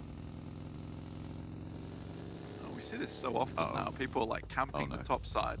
So Action stops just a little bit, and I think he will have heard those footsteps. Fabian gives the game away. Oh, he's just trying to Spider-Man it. Yeah, I feel like maybe he wasn't. I think he wasn't aware that there was a player up the top, and I think that peak came through at just the wrong time. I think he was a little bit further over that lip, but just couldn't quite see him, and gave away the silhouette. 4 rivals losing more players. Well, I say more players, losing that player that was there before, but MS Shonburi might have slowed down a little bit on this push. Yeah, I think for MS Shonburi, you can slow it down slightly. You've got to figure out what's in front of you, and especially when you play up towards the Crater Fields, as well as El Potso. There's a fair few ridge lines. At the moment, you've got, I believe, 628, Damwon Gaming, and Stalwart all holding that very critical ridge line towards the center of this circle. So it's very populated at the moment. So they have eyes on a lot of the areas around the map. Enigma Galaxy, on the other hand, sat themselves safely within the city of El Pozo, right on the edge, so they have opportunities to leave if they need to, but there's a lot of unplayable space in this final circle, so you're going to see a lot of kills coming through in the next 5 minutes. Crucial off angle there for an ass to be able to stop the reposition from the Infinity to capitalize on the knock that they found. The southwestern side, Down One Gaming, slap bang in the center. I feel like this is a great spot for Down One right now, Blank. I feel like they have a really commanding center circle position with a lot of high ground and sight lines. It's going to be difficult to push past them. Absolutely, John. For Deadeye guys, though, you need to figure out getting into the circle as well as, because at the moment you are gatekeeping one team. It's MS Chumbury. They're a good team. Got so very far in our last match as well. These are some great shots coming through from Shifu, and it's not spotted out until very much too late. Luckily, Pop's able to get back up again. Ponzai will drop back down. I think Pop's just relocating. And in third zone, it's going to hurt, but it is possible to still get players up in this kind of pain. It's bold for Shifu to be re-peeking onto this team, right? I mean, they know he's up there. If he gets knocked, it's very, very hard for Deadeye's guys to get that player back up and in the mix. MS Chonburi, though, I mean, Ponzai just gets re-knocked out there. It's zone 4 now. You can't res this. Pop just needs to get out of there. The southern shift as well. They're on the long side of this next circle. For MS Chonburi, this doesn't matter so much to them because they've practically already qualified. And I think for Deadeye's guys, holding this spot when we go down to this zone next, which is an awful circle, to be honest with you, John. Look at the fields that are off towards the northern side. So much unplayable space, and any team that has the ridgeline on either side so far is going to be in good stead. It's difficult to play. Order tosses the nade over the top, has to get out the way, very low. That should kill him, that drop. Oh, there it goes. Yeah, there's no way you don't go down from that drop. But it is a little bit more resible, right? That's the advantage you have from going down there. Order knew he was done for, had to just push back, and is potentially resible if Nova wants to invest the time and the effort to go for it. Down One now trying to control these rotations against 4 rivals. One of them does get knocked out. Pimburu goes up in flame. Potential for more as well. To be found, the reload comes through, and the spray down onto the pickup, not quite gonna land the damage, and get away with it just about. 4 rivals suffering on this push. I mean, Appy's in a really awkward spot now as well because his vehicle, I believe that the tires were blown out in the process. You see Deadeye guys trying to fly in, but they're heading directly into Nigma Galaxy's position. Luckily for them, Nigma Galaxy is fairly split at the moment, so don't really have a massive opportunity to help their team on the back. Fabian, I mean, I don't think you get away from that unless there's someone suppressing the line, Fabian. Ooh. Ooh, gets away with that. Just about. Bigatron taking on FaZe, and they are trying to stop FaZe by the looks of things. Infinity as well have the pinch. FaZe just cannot get in on the southwest side. I feel like there's no way they get further here, Blank, on the southwest. No, I think for FaZe, it's going to be hard for them. They weren't able to get to position early enough. MR5 goes down, and Bigatron currently holding up that spot. Genesis Dogma equally trapped between 2 teams, so they're suffering a little bit of their own poison here, with DXavier right in the middle. Genesis Dogma really have to play this one out. I think with Boom's going down as well, now just down to Nickel. It's difficult, it's really difficult. It's tough times. Certainly not the best of spots. Deadeye's guys, they spot the 4 rivals who will go down first. But now the north side is a little bit more clear for them. Deadeye's guys, I mean, it looked like they had a really tough time, but they are 4 players alive, Blank. 2 eliminations already, and they have a large part of this northern circle. Sure, there's a field ahead of them, but this is better than maybe we were expecting for them to be able to get from that position. Getting in here is a really big achievement for them. I think it's one of the hardest things to do from that northern side, especially when you're out in the blue in the first case, and there are so many sight lines coming through from Down One Gaming. Now the circle has shrank, though, Down One Gaming's got to be a lot more careful with these peaks, because if one of the players, oh my god, the Infinity, okay, I take it back, much less like a flash in the pan now. Wow, wowee. 3 eliminations now, stepping up to the plate. Bigatron getting rebuffed. Only Luxy now left in their original compound on the southeast side. Next circle popping soon. It's the north that I'm worried about, Blank. Those teams at the bottom of the tables, both of them very close to one another. Deadeye's guys and Down One. Cryptix, Lazy Boy, Nathan, oh my goodness me! I've just seen the circle directly down towards the southeast. Ooh. Enigma Galaxy need to finish up this fight now and start moving. Well, there you go. Cryptics just get taken down. Lickety split. Enigma Galaxy on form in the fight. But a difficult maneuver ahead of them on the far western side. They have the tempo to get there, but it is a long haul journey. Xavier very lucky. Currently hold a compound on that southeast side. Genesis Dogma. Huh? Bit of a tricky spot. Infinity just got sniped. Enigma Galaxy just got sniped out by one of the Infinity players there. It's unfortunate. Sorry, I jumped in. That's okay. Fair play. Damwon Gaming taking shots from 628. Both in similar positions. Sunan's got a great overlook at the moment. He's very much split from the rest of his team, but this does protect the rest of 628 from that push. Infinity. Nuzi's just on a tear with this K9. He's terrorizing these mountains, Blank. He just took out FaZe, the last player that they had, Beer 11 out in the blue. He's been healing for a while. He does go down eventually. Xavier, I feel like this is their chance to really jump up the tables. I think you need to consider what's happening over here, John. Sunan has basically single-handedly really ruined the chances of Damwon Gaming by himself on that hillside. It's a very smart position to play, and now he can regroup for the rest of his team, knowing that this northern side has been critically wounded. And there we go. They lose Forest out in the open as well. Can they get any further? That's the question, really. Sure, 628 have been stopping them there, but MS Jonburi in the open fields looking to curtail them further. I think one player now standing for Damwon as they have to leave a very sticky situation. Infinity clashing with Rico Infinity team over on those hillsides in the background. You can see that going on there. Finally, 13th place. That's not ideal. Only the single point. Daoshi, I think the backpack, yeah, he's been spotted. Shifu gets the frag. This is very good news for Deadeye's guys. I mean, taking this compound from 6-8 would be beautiful for them. It'd be a great start to the ending of this game. I mean, coming from where they did, like, it's not easy. Luckily, the Infinity are still locked in combat with Rico Infinity team, but that is ending fast. Wow. And then they didn't even take a knock as well. The Infinity are on form this Miramar, Blank. They are terrifying. 10 eliminations already. Double digits with 11 teams remaining. 24 alive. That's 20 potential kills for them. To be able to find those eliminations would be phenomenal as they continue to pour on through. Nova going down. I think this is it. Like, this is the little uphill slope that the Infinity have to get up, and then once they're there, it is downhill rolling. And with this circle shift, it favors the Infinity, it favors Bigatron. And Bigatron not done yet. I'll tell you that now. I mean, they have only got one player with Luxy. I mean, sure, it's not easy, but they won these Miramars before. I'll tell you that much. I think Deadeye's guys, keeping 4 alive to them is a testament to how much they want this. Right now, 6-8 have to perform very well. It has to be a tight fight that they have with Deadeye's guys to make sure this happens. I think Sunan's just trying to clear out NC2. Enigma Galaxy Freak, though, they were in position on that northern side of the circle to take down any players from the Infinity. God Tunny goes down. Look at this. Yu Yang versus the group of Deadeye's guys. 5, 6 eliminations. It's looking strong. This is a strong move from Deadeye's guys, and it's a good beginning for them. Yes, it doesn't happen on the first map, but the second map is just about as good.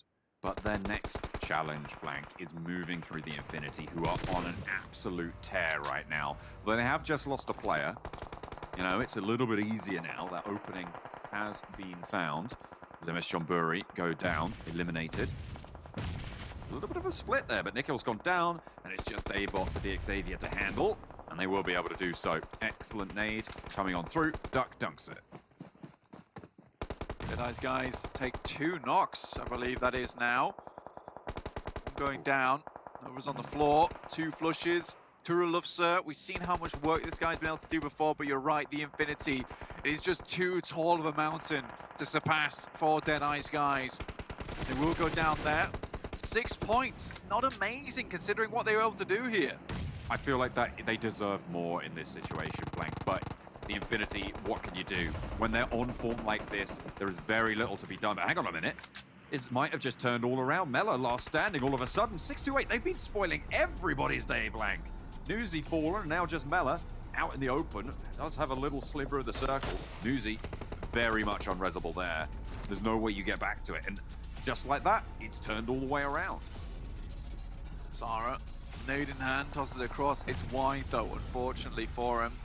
Stuck looking for this one. DXavier, they know how desperate they are for these points. Getting to a top 5 on Miramar is a good start though for them. And with 10 eliminations, goodness me, you can see how hard these guys towards the bottom of the standings are fighting for their place in the finals. With a 31-point differential as well between DXavier and Tongjabao. That's the benchmark that they're really looking for. And this could be a whole chunk of those points that they want. 5 teams remain, and the placements get taller and taller and taller. 33Z looks for Nick the Galaxy and gets one. Freak down on bended knee now. First day goes through.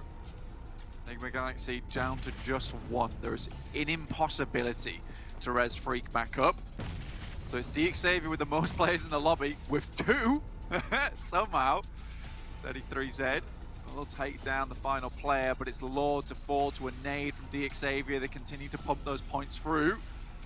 The Infinity, DXavier, Reject, and 33Z from 628 are all that remains here on a barren Miramar.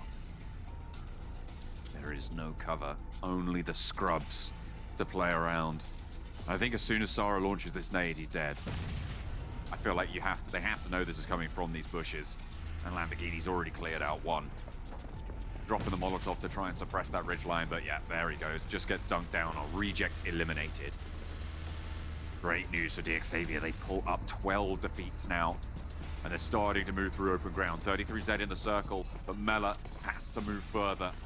Crawling with the zone at his back and actually spots up 33Z. This is great news for the Infinity, but Mela spotted across the way. DXavier try and get the spray down across the way. The strafe is good, but Mela hits the deck. We'll be alive for a little bit longer. There's a good nade. It's a lot of damage, and it's a little bit more from Lamborghini. DXavier pump the numbers. They are striking out towards those top 16. They want these finals more than anything. Those forearms are looking strong, as they do indeed pump those numbers up. 29 points on that game. That puts them 1 point away now from Tongjabao. What a good start for them. They are looking good. Again, catch up, maybe, but at this point it's really just about keeping those numbers going because they have kind of equalized themselves with a lot of those teams towards those top placings. And Tongjabao, I do not think they are making it through the Super Weekend alive. No, it was 3 of those 5 teams below them that needed to leapfrog them. I think Bigatron managed to do it last game. I don't know if I think it was a 30-something point differential between DXavier and Tongjabao at the start of this game. But with that game, I feel like DXavier are nigh on the door here. And with FaZe Clan so close, with Deadeye's guys as well, getting closer by the second, I think you might be right. I think this might be the final bell tolling for Tongjabao. It's unfortunate. They started the tournament off with one of the best PUBG Mobile matches I've seen in a long time. They looked so strong. But it seemed that the circle look was all they were really known for in those early moments. And from there, things started to look bad for Tongjabao. It is unfortunate to say, but we have to continue to watch how this Super Weekend unfolds. But again, Damwon Gaming, DXavier, all looking to try and move up. Deadeye's guys, again, we said this match that they deserved more, and they absolutely did. It was not an easy push from that northern side, but able to make it happen anyway was impressive, to say the least. And I definitely have hope now for Deadeye's guys. My God, it's looking tight towards the bottom there. It's going to be really, really close to see. Tongjabao, we don't think they're going to be able to make it, but everybody else is fighting tooth and nail for those spots, and it's only going to get bloodier, more bruised, and more brutal. Let's head over to the desk.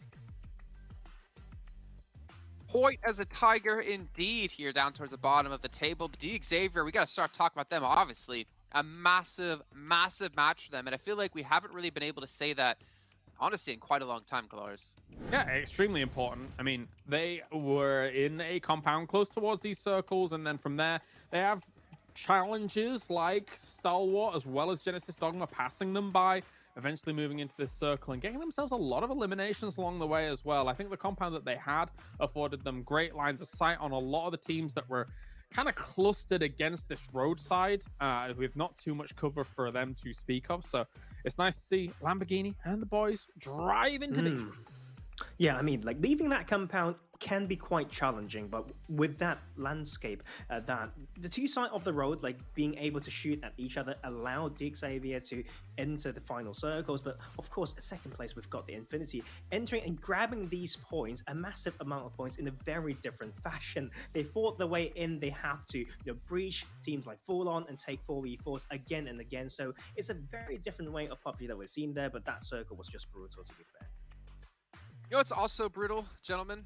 Every team I predicted so far has pretty much gotten 0-1 points. So it's been a very brutal day for me. And we all know the show is about me. No, I'm just kidding. It's obviously about the teams and the players here. But damn one. Again, like after the last match, they need to show some consistency. They are, I believe, bottom of the table completely right now in overall standings in our Super Weekend.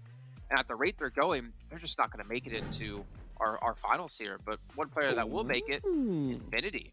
And Newsy in particular. 1,100 damage. I mean, I feel like every day we've done a show here for PMGC, he's been an MVP at least once. They were blasting on this west side of this circle. And I mean, like, when you look at some of the scalps that they were taking, even far west, shooting at some of the teams that were not even in their zone of conflict, because, I mean, their big rival at this point was Rico Infinity, that they just steamrolled over and have now breached that 400-point mark up towards the top. It was, Newsy was looking pristine.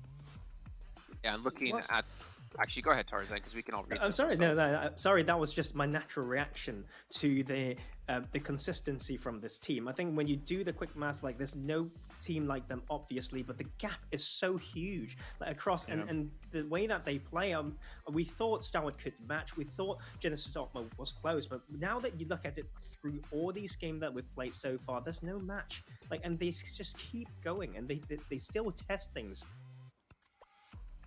Well, looking down the list here, Deadeye's guys, 18th place. I think realistically, it's gonna come down to, and you guys correct me if you feel like I'm wrong here, but it's definitely gonna come down to like the final matches tomorrow because of how close, how tight everything is down towards the very bottom of the table. And again, over towards the top of the table, it doesn't really matter if you come in first, you come in 16th because you'll qualify no matter what. There's no change in prizes or anything like that. But it is at least a good stepping stone to know how you rank up against everyone else in the lobby. But for you guys at home, again, remind you another time about the treasure box you guys can currently pick up here. If you're watching in the Esports Center, you're watching over on YouTube, you'll be getting points you can use to unlock a permanent item between the 30th of November and the 21st of December. But also here on YouTube, if you scroll down, there's a rewards button. You click that, you're going to get yourself some even more points towards this. And then coming up right after this, on the 22nd, we got even more rewards. And Tarzan, you went with the pan. Cars, you went with the gun. Yep. I would go with the outfit. So together we would make full... The full package. Yeah, full package, yeah. That's right, that's right. Jason, these are called treasure boxes, but can I dig them up like a pirate? You can try. Oh, okay. But it won't work. Ah, damn. This ain't this ain't a pirate game. This is a Battle Royales game, all right? Oh, okay. Moving on into our third match today, we got Erangel coming up next here. And of course, Sanhok and Erangel once more. And we obviously need to get our predictions in at some point, so hopefully we're thinking about these ahead of time. But I am wondering, Deadeye's guys, this team has just been, again, kind of non-existent, unfortunately. And I mean, if we remember back to the first week of play, they qualified in 16th place by 1 point over Bigatron. Technically, they were tied at points, but they had one more placing point than them. This team, unfortunately, just hasn't really, I don't know, like hit the nail or hit things home. Hasn't really shown too much improvement over these last 2-3 weeks. No, indeed. And our current question is which team will get the most kills today? And I'm going to tell you right now, it's probably not Deadeye's guys with the current form that they're showing here. It's going to be difficult. I think that right now they are one of the teams that I do foresee going out, not being able to make it to that final here in East, unless something amazing happens on the other side of this. But that's not to say that they're a bad team. Of course, you qualify for this stage, and yeah, that's admirable enough. But hanging with this lobby is a very different thing. Very different indeed. Well, ladies and gentlemen, we're going to be heading to a break here while we get things set up here for our third match of the day. So we'll see you guys in just a few minutes' time.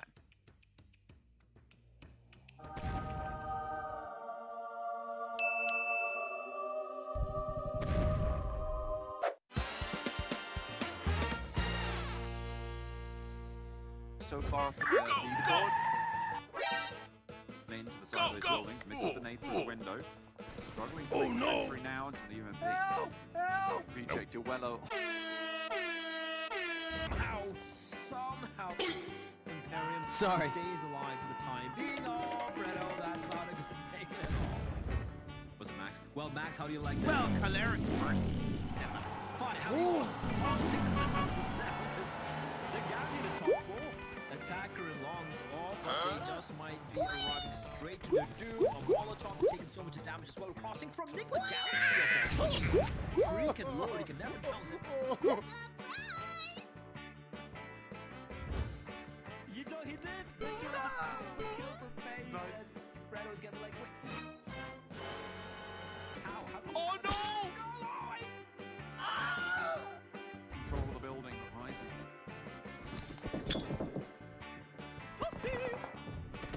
I got a bad feeling about this. Nope. Huh?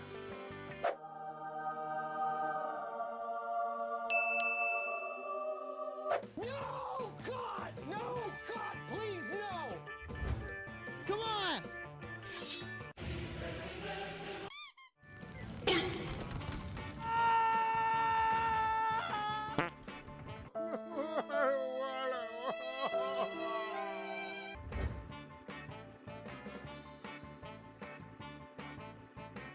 Oh my God! It's Ragey with the 4v1, taking down the whole... He came in from the grass!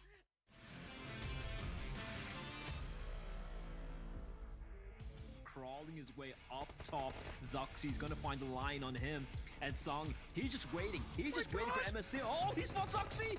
Oh, he's just waiting for them to eliminate each other. And he's finally gonna strike the moment. Zoxy gets a knock. Zoxy's found it. And now it is all on Song to make this happen. And he came in from the grass. And Song steals the chicken dinner away from everyone. Wait for Stalwart and FaZe to somewhat engage on each other. They get in that vehicle and they wrap around the underside. It could work out. The one thing that's going to stop them is Beer 11, who's flanked on the outside. Allow action to stay alive. That's the next one is a Molotov, and Oh, it's that's spreading. perfect. Oh, top! He can't even drop and roll. He can jump into the water, but that's not going to quite pan out for him. Tries to stymie the flow of Bigatron players as they move forwards. Gets a cheeky little angle as Lapis goes down. Yeah, I mean, for Yuhai, he has been the one leading this charge at the moment. Zuxi finds Divine, and now it's just a matter of time before the rest of Reject do fall. I think BTR realize they need to do something quickly, but it's Ragey Osio to find the double. The man of the hour, he's found one, he's found two on the spray down. He's found Oh three, my God! four. It's Ragey with the 4v1, taking down the whole of Bigatron. He strikes back. And 3 players fall. Your dream might be denied. Bamboo is low. Jumper has the nade. It's looking good. A good cook. Oh, just needs to go a little bit longer. Finds on the back, and Bamboo falls. Team Secret wrested away from the higher ground control. But they are in the most uncomfortable spot amongst the 3. How many times have Nigma been put down to like 1 or 2 players and they're still up as a full squad? I know it's impossible for the likes of Infinity or DRS to push on them, but that's incredible resilience.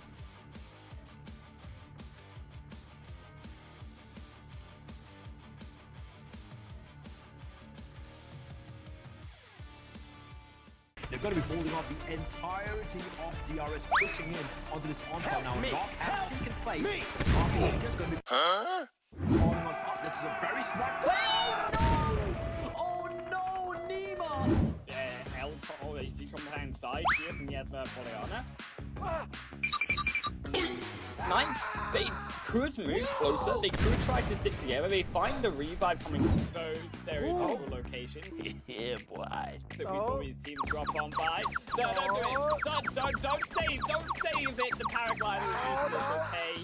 Valor, though, in a position to maybe receive yes, open arms Ragey in a battle of his own.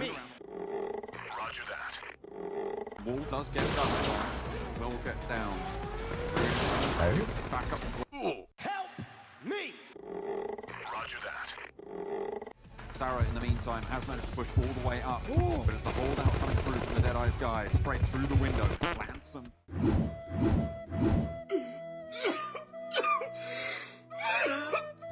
Just starting to make their way outside of Pachinki, which I would argue is a little bit too late. A couple of teams were like helicopter! Helicopter! Extended for more, and I'm sure others will join in on the mix If there's ever a time to say, helicopter, helicopter. It was at this moment that Nathan knew. He f***ed up. No!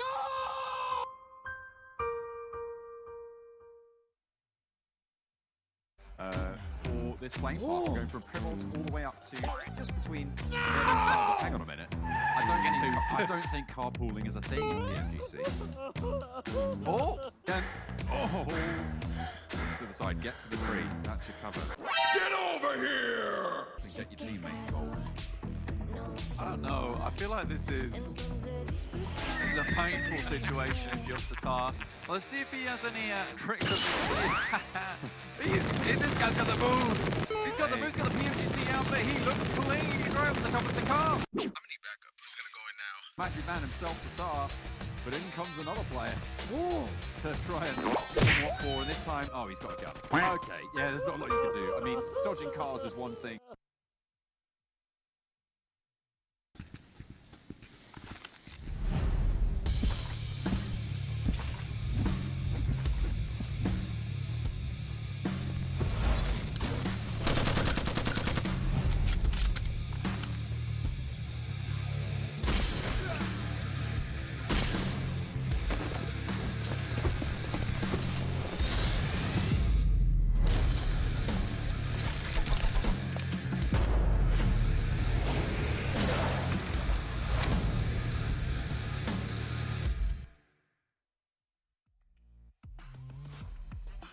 We are back here, ladies and gentlemen. It's time to hop into our third match of PMGC 2021 East League Super Weekend 3-Day 2.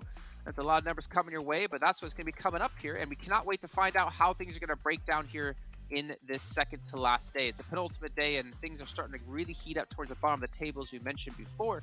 But again, I want you guys actually here. I'm going to change things up a little bit. I want you to talk about a team a little bit going into our third match of who you'd like to see to step up, but maybe also go back into who you think is going to have the most eliminations in the day. And we talked a little bit about it. I'm leaning towards Newsy, because you know what? Why not? Oh, eliminations during the day. Well, I mean, the problem is, Jason, is I have the numbers right in front of me at the moment, so it's not exactly helpful. I mean, I guess I'd pick the Infinity as a whole. Well, we're picking team or player? Player. Okay, well, currently I'd go with Senke. There you go. Because he did have 10 kills in that game. Come on. Okay. It's a little cheat, but, you know, makes sense. It's understandable. What about you, Tarzan? If someone picked Newsy, I feel like I want to pick Daybot. But obviously, as a team, they have not been doing as hot. But obviously, he has the ability, and maybe they will still find the time to wake up and play better for this Super Weekend. Okay. Okay, cool. All right, well, we are moving into the third match, and are we pretty much just all in agreement that TJB, no chance anymore? Like, they should 100% be out? No chance. Yeah, 100%. It's going to be nigh on impossible to defend the position that they're in currently, especially with, you know, some of those teams down towards the bottom already being within like 10, 20 points here or so for TJB. It's sad that we're probably going to be saying goodbye to them here, especially since they had such a good start to the tournament as a whole. But yeah, it's slipped. It's slipped. Yeah, I mean, that game was important. The first two games were redistribution of points. I think like a lot of these teams at the bottom are getting decent points, and that is just going to make TJB feel terrible. I don't think there's a chance, to be honest.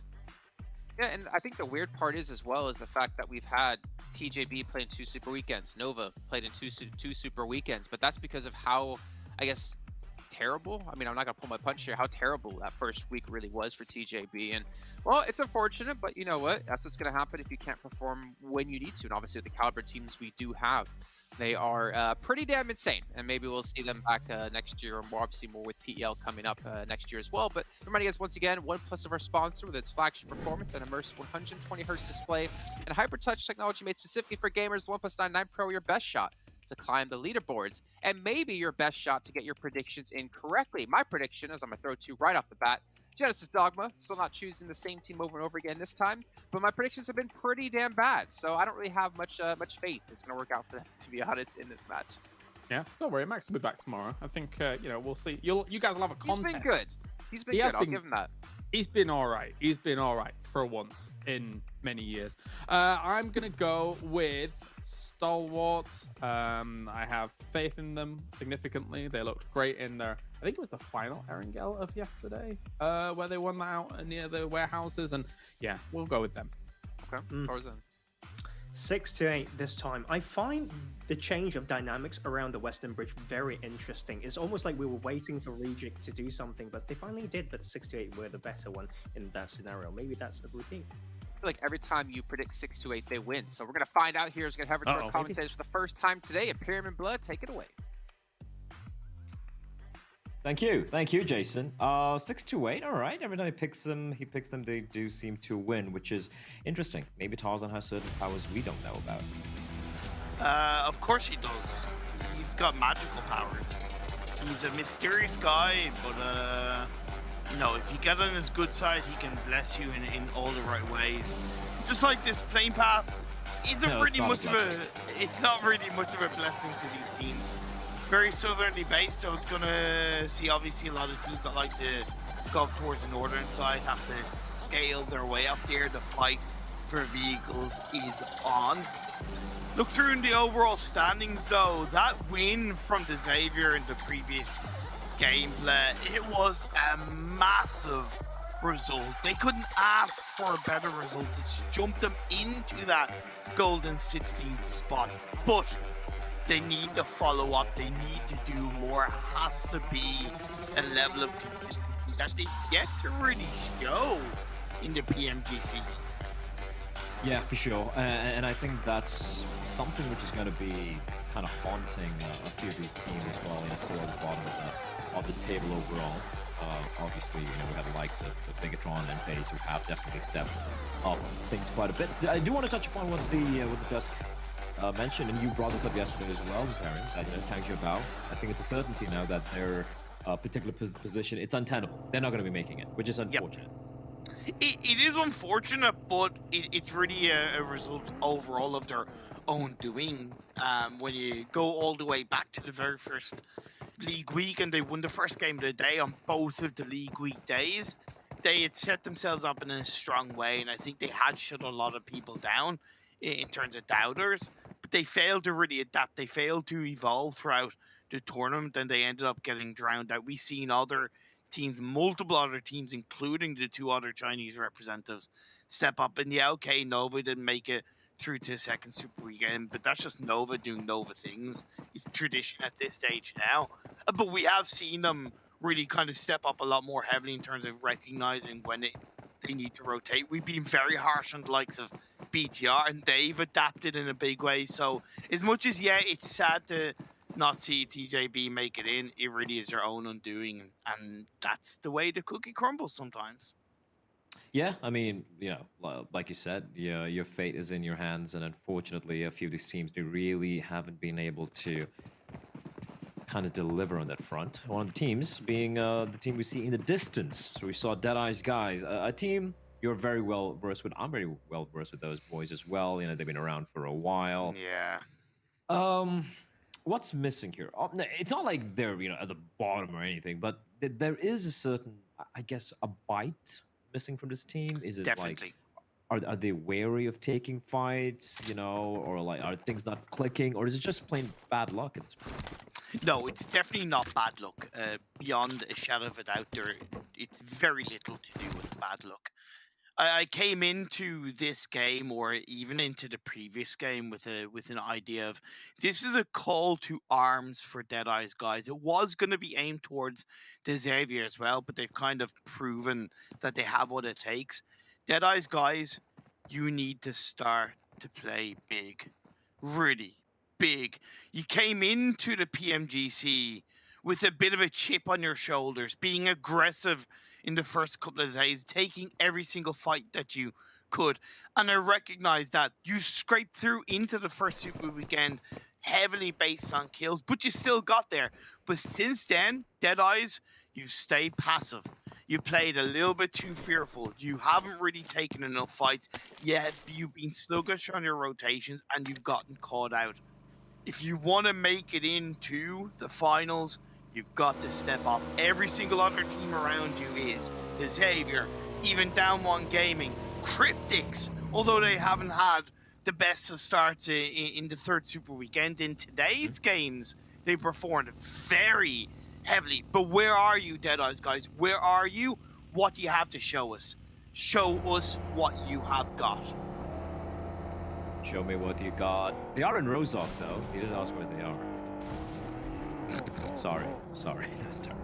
That was so bad, man. That was so bad. I do apologize. Listen, like, it's the first game of the day for us, you know. I haven't really had the opportunity to really kind of like flex my vocal cords yet. So True. Yeah, my brain is a little sluggish as well. You know, hopefully the jokes will get better and it won't be as cringy as that was.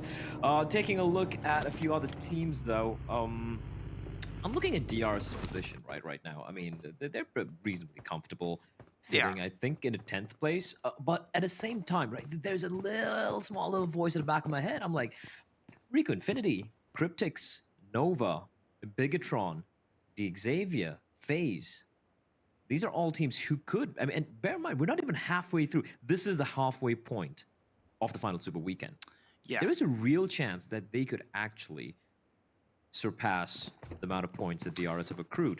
And if either Damwon Gaming and Deadeye's guys actually wake up and start really elevating themselves, you know, when it comes to the final few games remaining, I'm just gonna say it. I think DRS and Team Secret, it's still not a guarantee. You look at it and you're like, yeah, it's pretty much a guarantee, but I still see a world where all these teams each, you know, individually have like one good game for, you know, for the Xavier, one really good game for FaZe, one really good game for Damwon Gaming, and then DRS are not sweating bullets. Mathematically speaking, it is possible. Mathematically, it's improbable. I know. It's possible for DRS and Tunics and Team Secret to not make it in. However, when you have the giants such as Infinity, you have Stalwart, you have Nigma, and the teams who are already made it in, still performing excessively, there's only so many points in the game. There's only so many points in a day that are available. And for all of those teams below you to get the needed points to surpass you, it's logically not going to be the case. So I do understand where you're coming from, but I had quite a few messages on Instagram from DRS fans going, oh, are DRS safe or DRS safe? And I said, look, if DRS don't make it into the PMGC finals, I will shave my beard. That's how certain I am of that being the case. Just because, you know, logically, you know, we've seen Infinity grab the chicken dinner. We so far in this Super Weekend, we've seen so many other teams step up to the plate. Nigma getting a 30-point game, Nova getting a 31-point game. Okay, Nova are one of the teams that are kind of behind DRS, to be fair. But my point is, it's just not looking like the teams below are doing enough, really, across these games. Listen, I would love to see DRS make it, but just to see your baby face shaved clean, I would, you know, there is a bit of we're meant to stick together, man. We're meant to stick together. But we're sticking together. I just want to see it. Okay, I think it'll be hilarious. Anyway, where's your bet to shave your to shave your hair, man? To cut your hair off. Well, listen, I'm not. I'm very averse to risk. I'm the sort of guy, you know, goes to Vegas. It's fine. Yeah, you're and scared. I just go to I suppose restaurants. you're like Team Secret. I get it. Okay. Oh my lord, are you calling Team Secret cowards? Is that what? No. I'm simply alluding to what you said in the previous day. That's all I'm saying. All right. Moving on. Swiftly moving on. Our stalwart esports, who are also swiftly just abandoning their usual position towards Novo. Obviously, Zone isn't going to be favoring them. They have left Top behind, although I believe he should be following the rest of his teammates. For Infinity, it's a usual, right? They're going to cross the bridge, they're going to hold on there. Now, do they proceed deeper in towards maybe Pachinki, maybe heading towards Gatka, or just hold on the bridge, just on the off chance? And there is still a slight chance that Zone could be shifting further south. Is it Southwest? Okay. So still a chance. Here's the thing.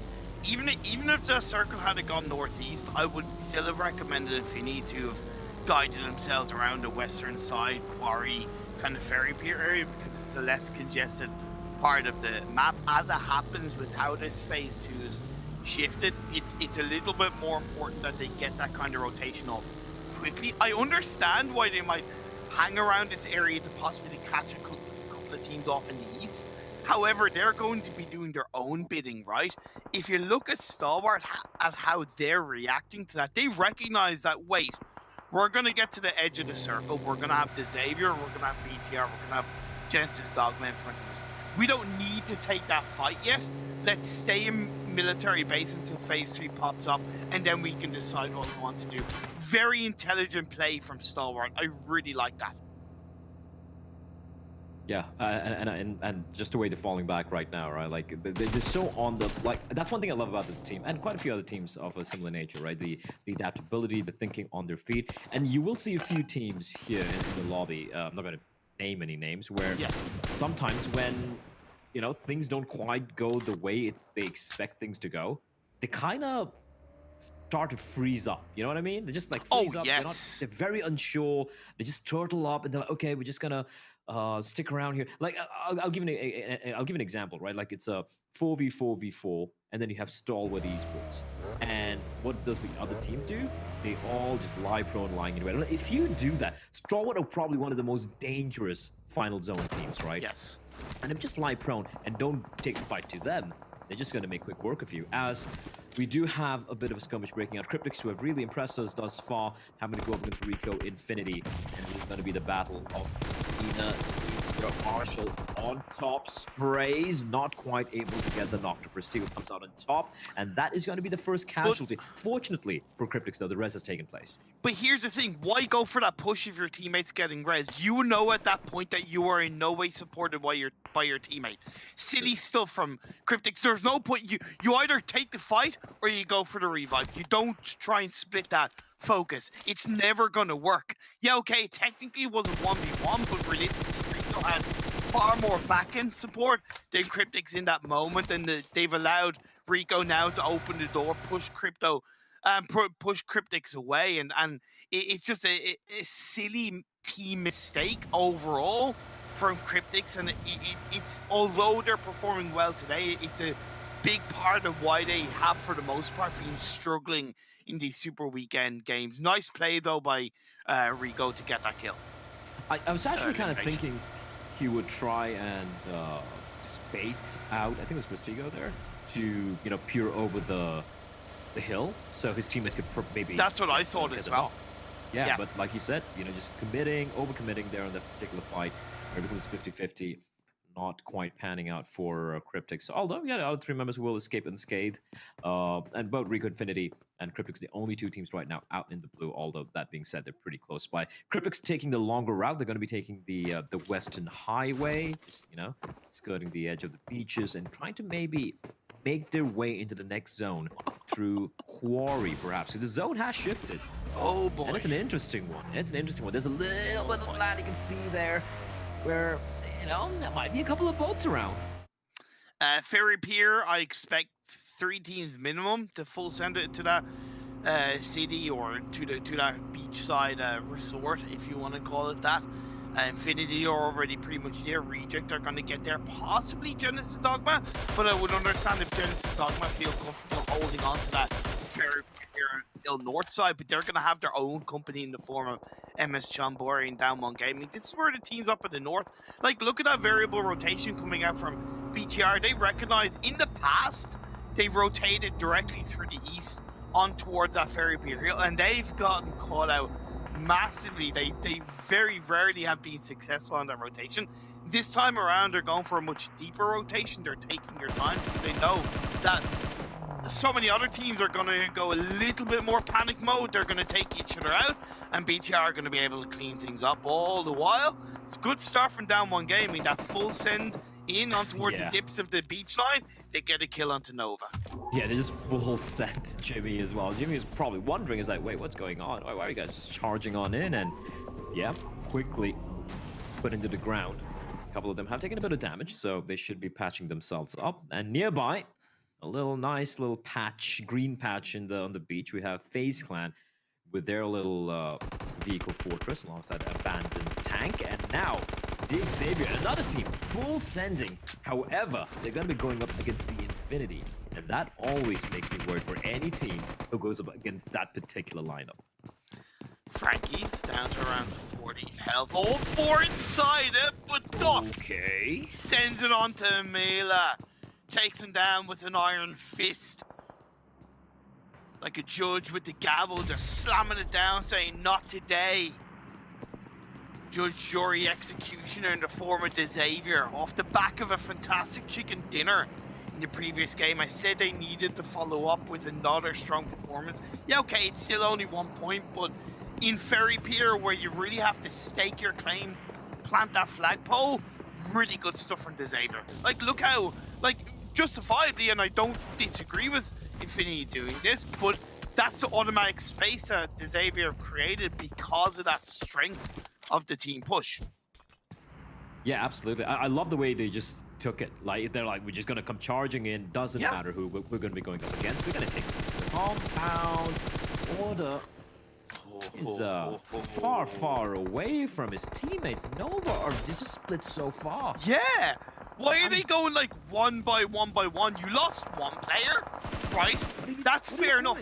If you're going to make that rotation, do it as a full team. That's really weird. It's like you're asking to get 0 points in this game.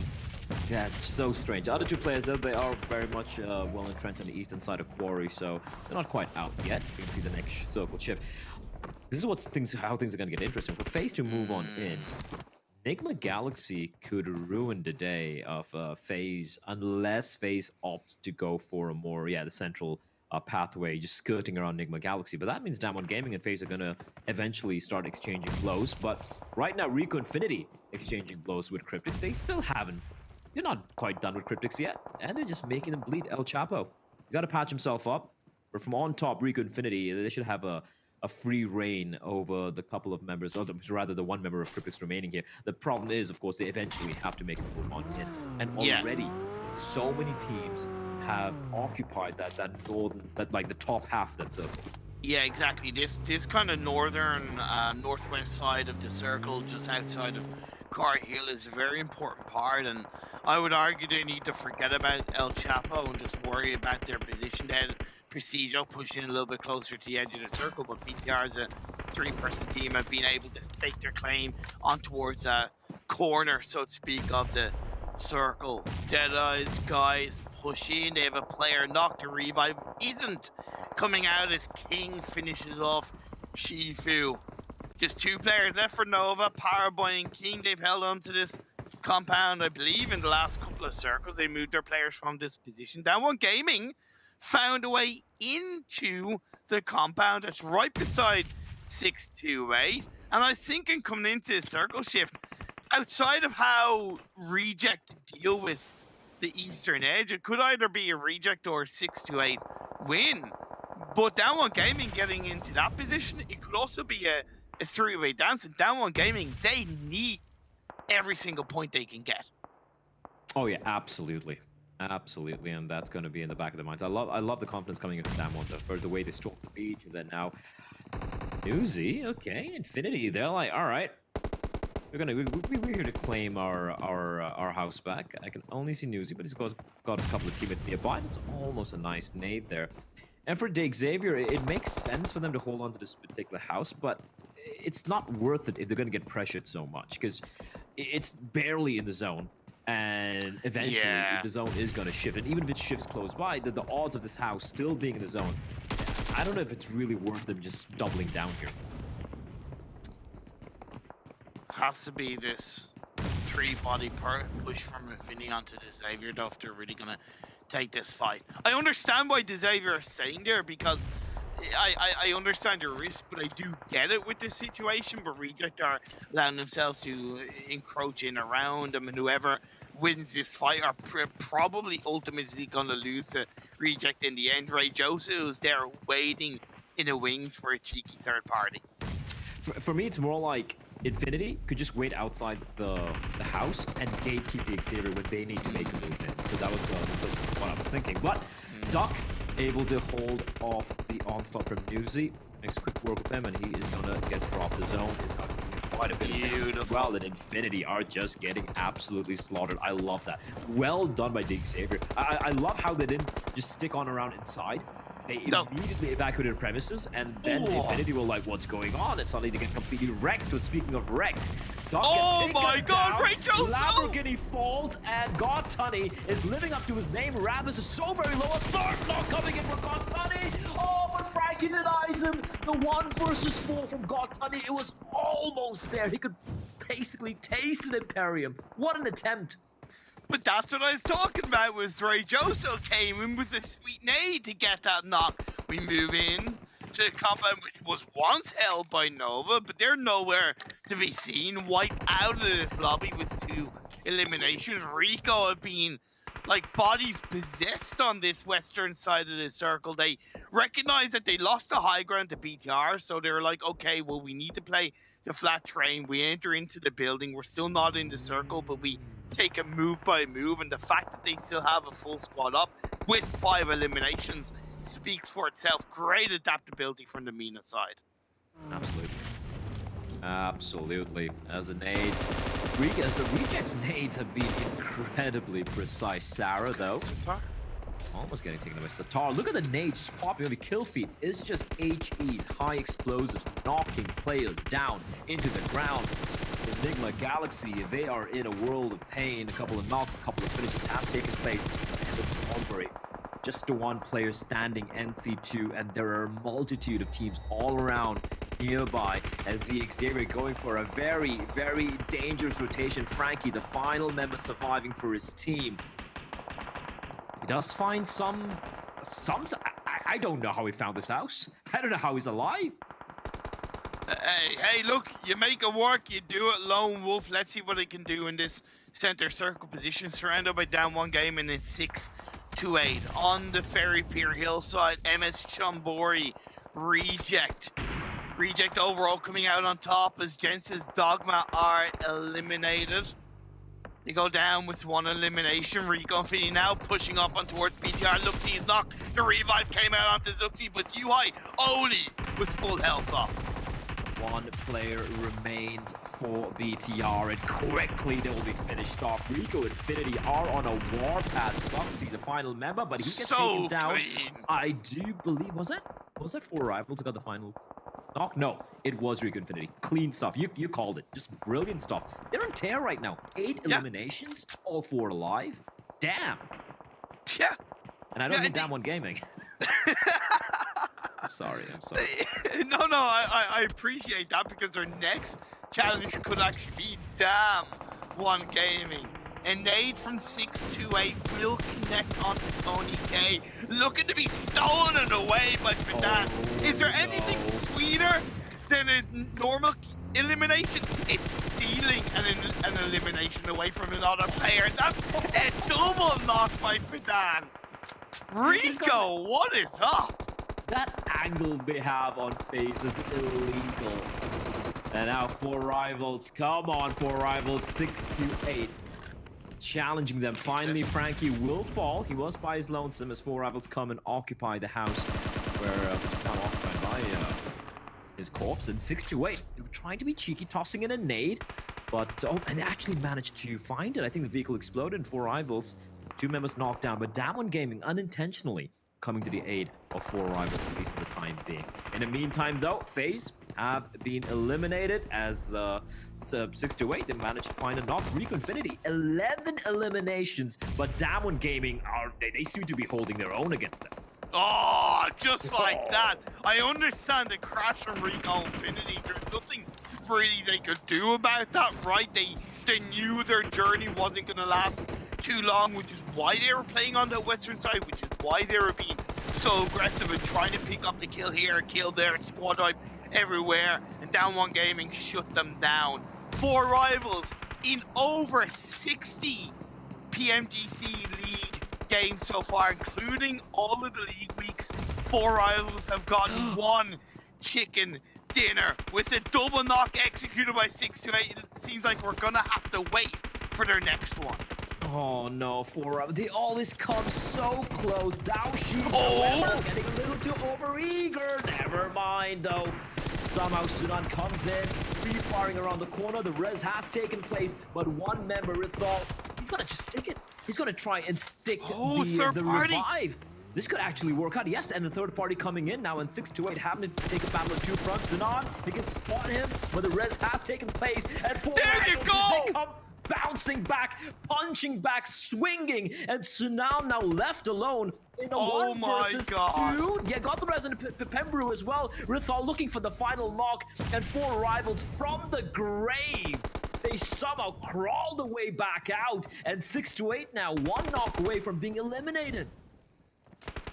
Well, let's not forget about Down One Gaming. They're still up as a full squad. They're waiting on the western side. The cheeky third party could come and miss. Sunan realizes he can't really do much about it. He has the time to get the revive onto his teammate.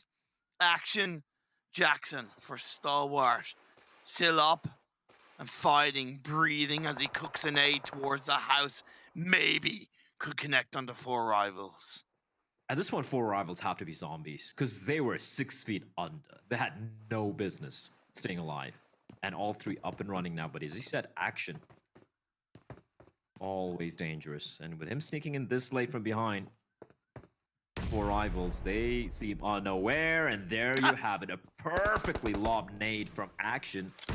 Now 4 rivals, they know where he is, and Action's going to be lobbing everything. He's got nothing left, by the way. So for him, it's about trying to maybe get a couple of eliminations, rack up a couple more points for his team. Oh my god. He's got no helmet, no vest. 628 pushing in, though. They're trying to take advantage of the fact that Action helped them out, and Sunan comes charging around the corner. There's still another player. They're inside 4 rivals. Rithal, he gets the knock on the 33Z. It's a 1v1, and 628 finally, they claim the final standing member of 4 rivals, and another chicken dinner will be denied. And look at Damn One Gaming already in a rotation. They want to just finish this as quickly as possible. I don't think 628 knows that Action is there. I don't think Down One Gaming knows that Action is there. But Down One Gaming know they have the body advantage. Down One Gaming. I love the timing on this, but yeah, you said Action could actually somehow help out 628, but a well-placed nade. Oh, it does a bit of damage. But still, 628, 2 members still standing. Down One Gaming slowly encircling them like a constrictor.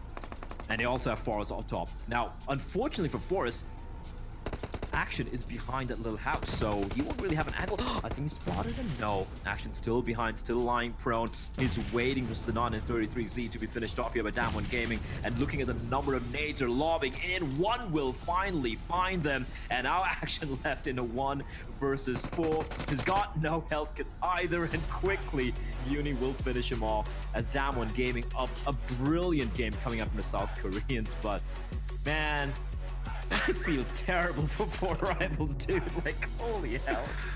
Oh man, I really do sympathize with them, because I think outside of the games in which they have failed to win in the past, I really think like they did a strong job of trying to take control of their result. Sometimes it's not going to work, but I think the fact that they tried in this situation speaks a lot.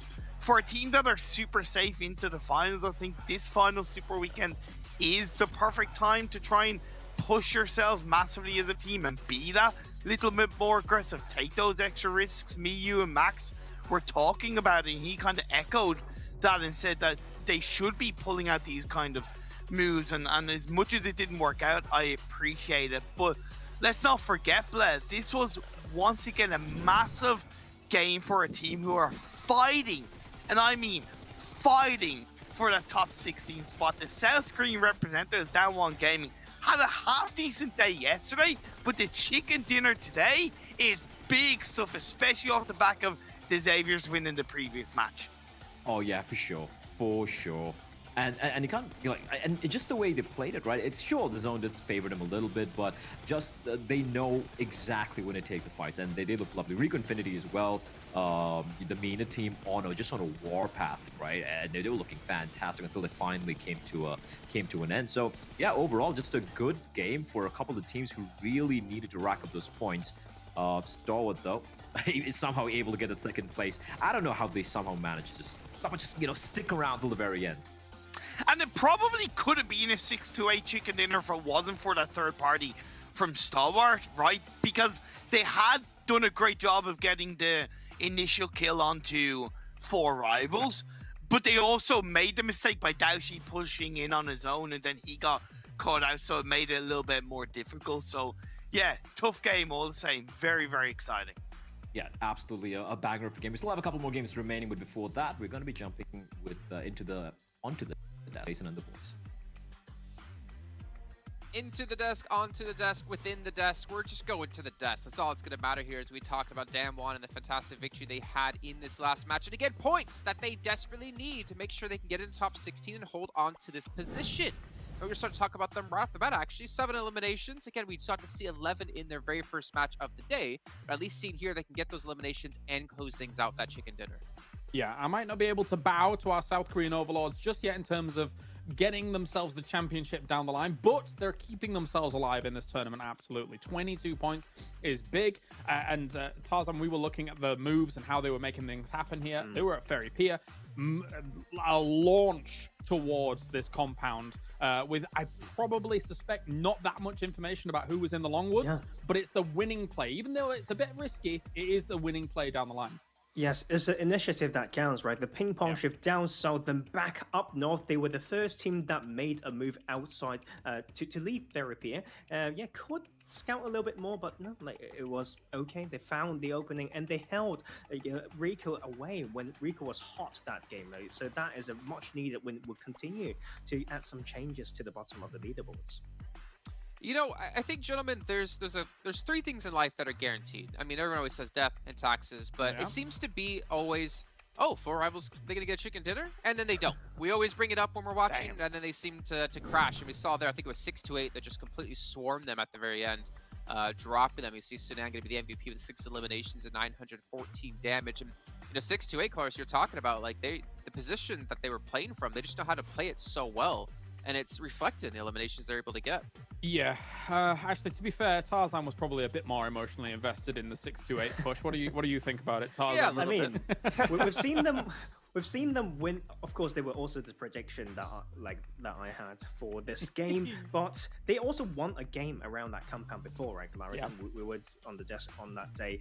It's like Imperium mentioned, it's the mechanics of that push that really wasn't good. Like there's a lack of patience when it's so basic in a way to really be close enough to be able to trade, but far apart to not get naded or something. They're just trying to achieve too many things when they have a lot of time to work with. So yeah, 4 points between 15th and 17th place between Damwon, Xavier, and FaZe Clan. It's really to come down to these teams and what's going to happen in these final matches coming up tomorrow. Deadeyes, guys, I mean, there still technically is a world where they can qualify. The problem is, if you look at the points they've accumulated here in week 3 compared to the teams above them, they're just not matching up at the moment. Yeah, they're last right now in this week, which obviously is going to hurt them in the long run here. It was, somebody say it was Imperium bet that DRS wasn't going to qualify, or he would shave his beard? He's going to shave his beard. Yeah, but they're gonna be fine. I wish we could just change it to him saying about Xavier, because they're still not safe. A very weak bet, I think, here from Imperium. Weak. You know what? If Infinity don't qualify, I will shave my head, wax my eyebrows, and get a piercing through my tongue. You know, I don't know. Yeah. Not too much of a stretch there, but I mean, it'd be funny if it happens. And also for you guys at home, speaking of not too much of a stretch, you guys can get some points to get some permanent items unlocked for yourself. And that would be great, because who doesn't love permanent items? But also, after the 21st is another box coming your way. So if you're watching within the Esports Center, you're watching here on YouTube, you get points that you can use to unlock these permanent items. And even on YouTube, down below the stream, there's a rewards button. You click that, you get even more points. So make sure you guys are doing as much as possible to unlock every single one of these as you can. Maxman, swing that pan at us. We can't wait to see. I want to see you and Tarzan go head-to-head, pan v pan. Who can hit the other in the head? I think they're both going to miss for quite a long time, to be honest. Yeah, just like their predictions, right? Well, I mean, again, Tarzan's predictions have probably been the best out of all of us. I think Max has been the second best, and I'm probably the worst. If I just want it to be spicy, all right? It's true. And Max does have glasses now, so he gets plus 10 accuracy. So now he has 0 accuracy because he had negative 10 before. So good stuff. Yeah. He had a debuff. Okay. Well, here's another viewer thought for you guys at home to let us know. Who do you think's been the best snake of the tournament so far?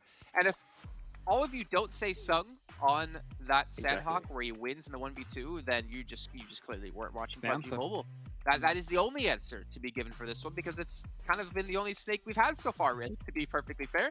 But I also, think so. we're gonna I think exactly, yeah. We're gonna head to a short break though. We're gonna get things set up for Sanhok. Things are gonna get hot and moist on Sanhok in just a few moments' time. We'll see you in a bit. It is Oh, do this to them! I'm so sorry. You've killed them! Look at them!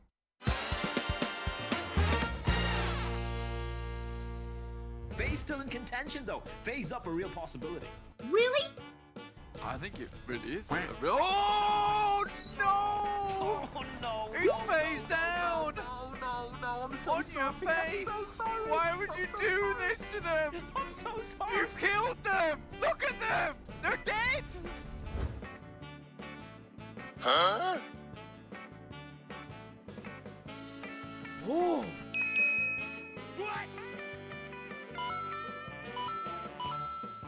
Excuse me.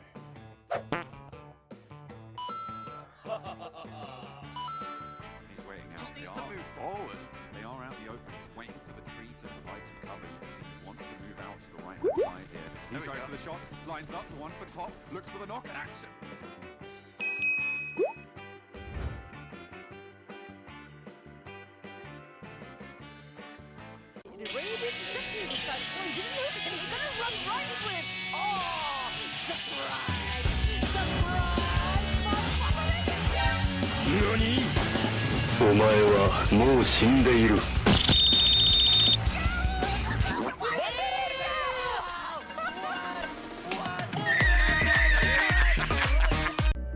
I saw the first light, the first steps. Now I see much more.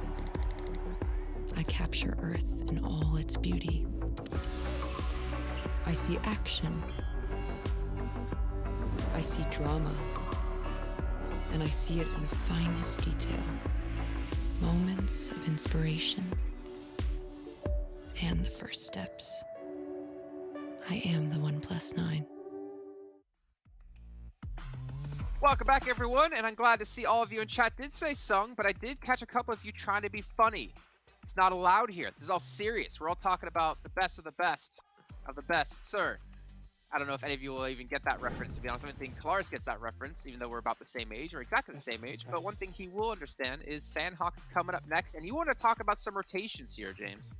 Yeah, we have had quite slow rotations from some of the teams caught outside, even just the first circle. And I think some of the teams need to kind of speed that up a bit. Who am I looking at? Teams like 4 Rivals, who really would love to get themselves a chicken dinner on the board eventually.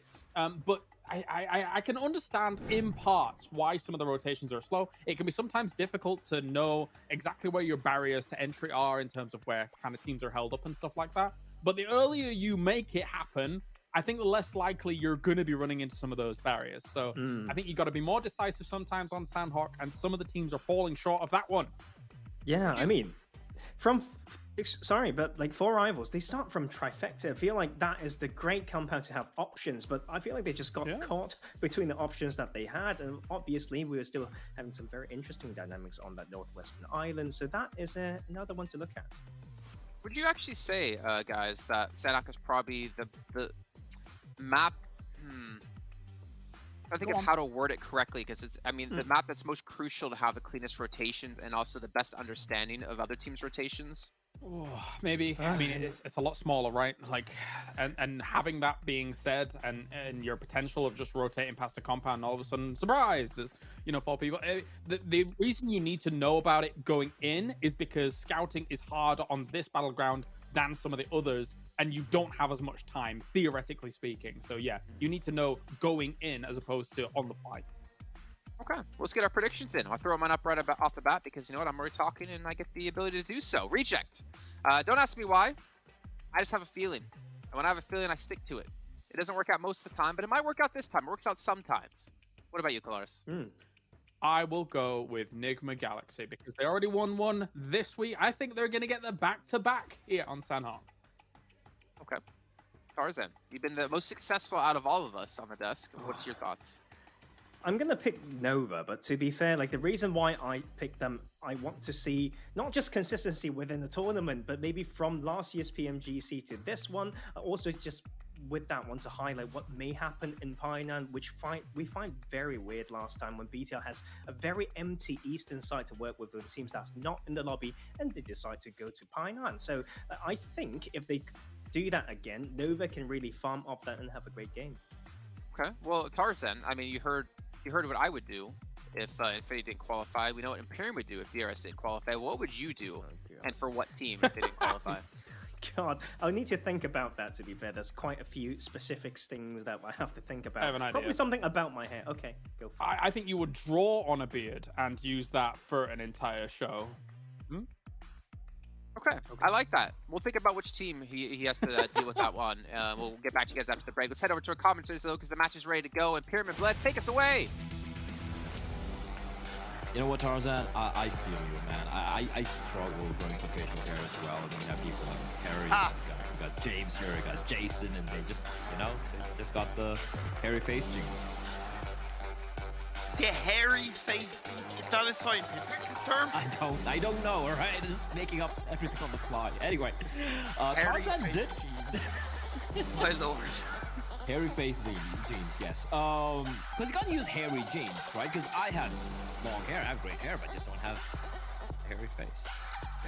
Nova was picked by Tarzan, and I want to see a different Nova from what he saw in Erangel, because Erangel, they look literally like headless chickens. I don't know what they were up to.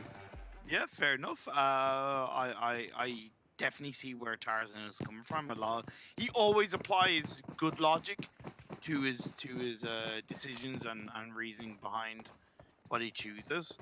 And the reasoning behind this fight breaking out is a little bit unusual for me, because the playing path in Sanhok tends not to really have a massive effect. So I don't know why 628 and MS Champori are so close to each other. 33 has got a boogie and will look to try and reposition and possibly start looting up while the rest of his team try to gain control of MS Chambori. The phase one, on a side note though, is heavily down south. Yeah, I think it's probably one of the first times I've seen a circle going that south. We'll get back to that in 68. The action just doesn't seem to stop with this team. My God, that's Pop. a huge finish coming in. Daoshi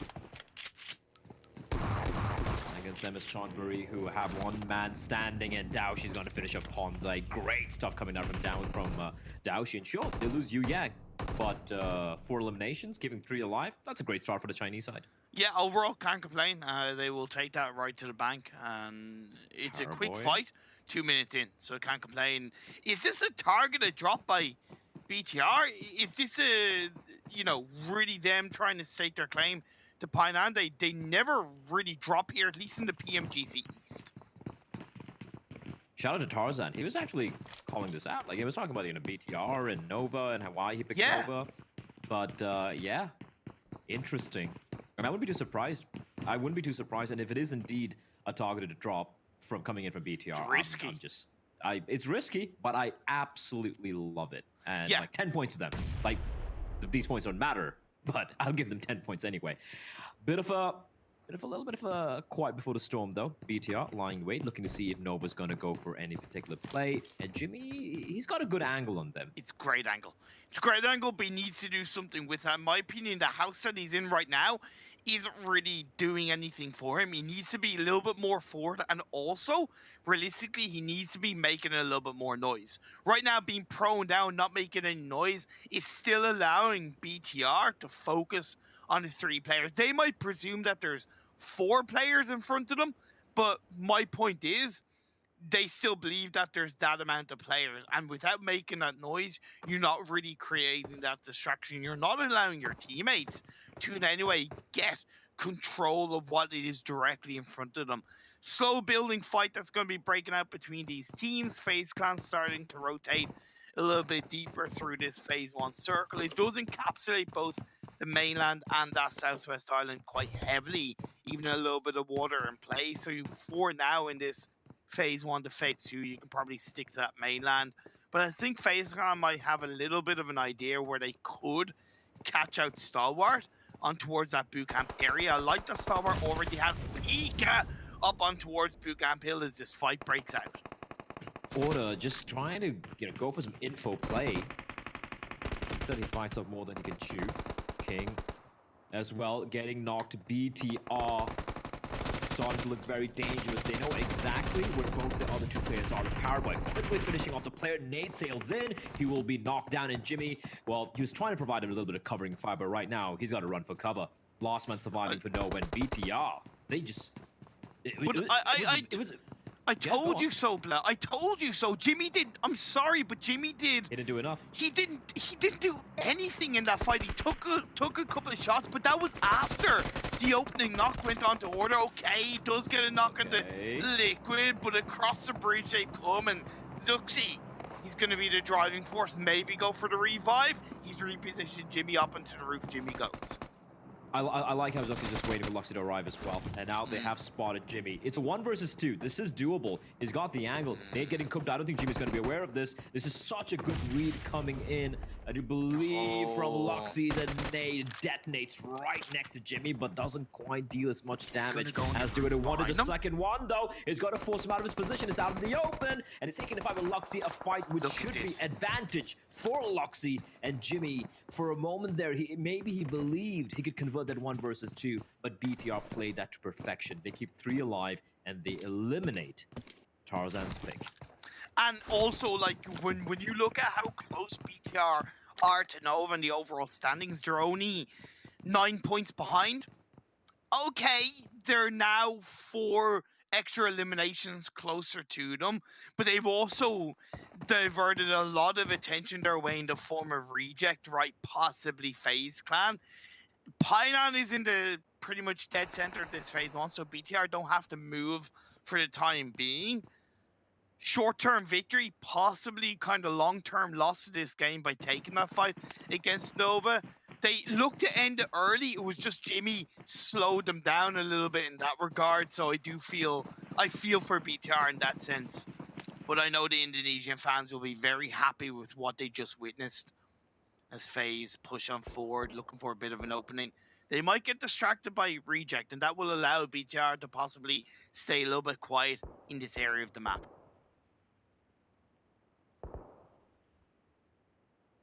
This is,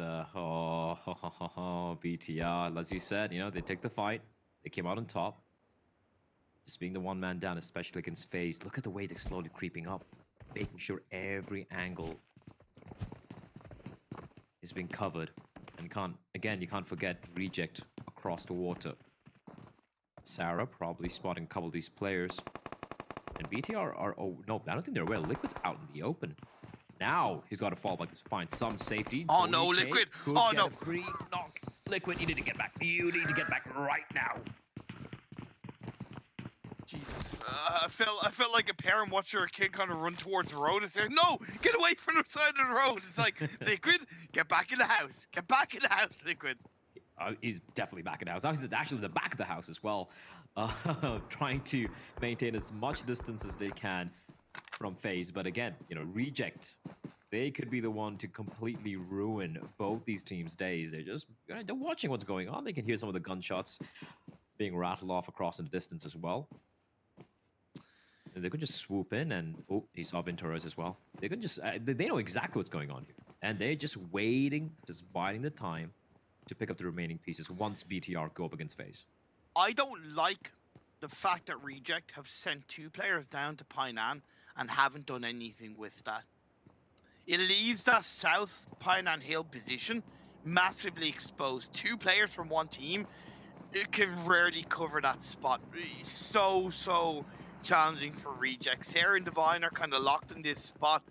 Ray Joso and Duello can't really move too far. They just got to stay a little bit quiet.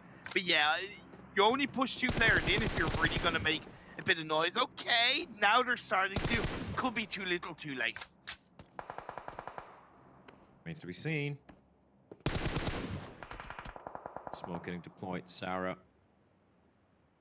He also has to be careful. He doesn't want to expose himself on the open because now FaZe are aware of where Reject are. I can see Corpe just scoped in. Trying to see where Sarah and Divine are. And I think Reject probably heard you. Are they sending a player down? No, they're still sticking around. I do wonder what their end game is here. And looking at the zone, they are pretty much smack in the center, and very close by is Damwon Gaming. So if Damwon go up against the 2 players up top in that hill, there is absolutely nothing Divine and Sarah could do to help them help their teammates. Okay, this is what I like. They got in their bike, they've gone back up the hill. They might suffer enough, they might, but it's on a bike, so it's a lot quicker of a vehicle, harder to hit. Good stuff. Very good reaction from Reject. That Pineapple Hill on the south side is such an important hill control on this phase 2 shift. It now opens the door for FaZe to try and play around that bridge side. Stalwart have Bootcamp Hill on the side note. Rico Infinity moving down there on towards that northeastern edge of the circle. BTR suffers a knock. Corpai opens it up onto Luxie. Oh, this is the rough Liquid. Got a tree trunk for cover, fortunately for him. I like this for FaZe. They know where one player is. They know where the second player is knocked down. That is Luxie. And Luxie, the only unknown factor. But of course, they have an inkling as to where he might be. As Liquid will patch himself up. They still need to get the res. That's FaZe quickly. Tony K putting on his running shoes, legging it. And I like how they kept Corpe here, right? He's going to keep him pinned down. Ensure Liquid doesn't escape, while the remaining members of his teammates are going to kind of swarm them from the sides. Gotta say, BTR, the day's a little numbered. Yeah, Ventoras gets another knock onto Liquid. Zuxi goes down, so it's just... Sorry, Luxie goes down, so it's just Zuxi that's left up. And if it's not FaZe, it's probably going to be 4 rivals, let's be perfectly honest. And down goes BTR. Yeah. Yeah. FaZe up, BTR down. But the moment they get the wipe, 4 rivals arrive, and okay, Venturas, that's a hell of a spray. Come on. Immediate reply from FaZe. What I find interesting about FaZe is that MR5 isn't playing, and I know he was IGLing when Corpai wasn't playing, and I presume it's probably Corpai that's IGLing now, but considering they looked overall quite good when MR5 was IGLing in the previous week, I am surprised that he's not playing in what is a massively important day and an overall super weekend. But they know what's going on and turning the team. They make the decision. Let's see what they can do about it. Stalwart catches out Corpai. Yeah, listen. And does exactly what FaZe are trying to do to Reject. I could have a production right now. All right, production, if you're listening to me, just put a camera. Yeah, just leave this camera here. That's all we need. That's the entirety of the action on this map has taken place right here in Pinon. Just leave this camera, and we can just cast off a static camera.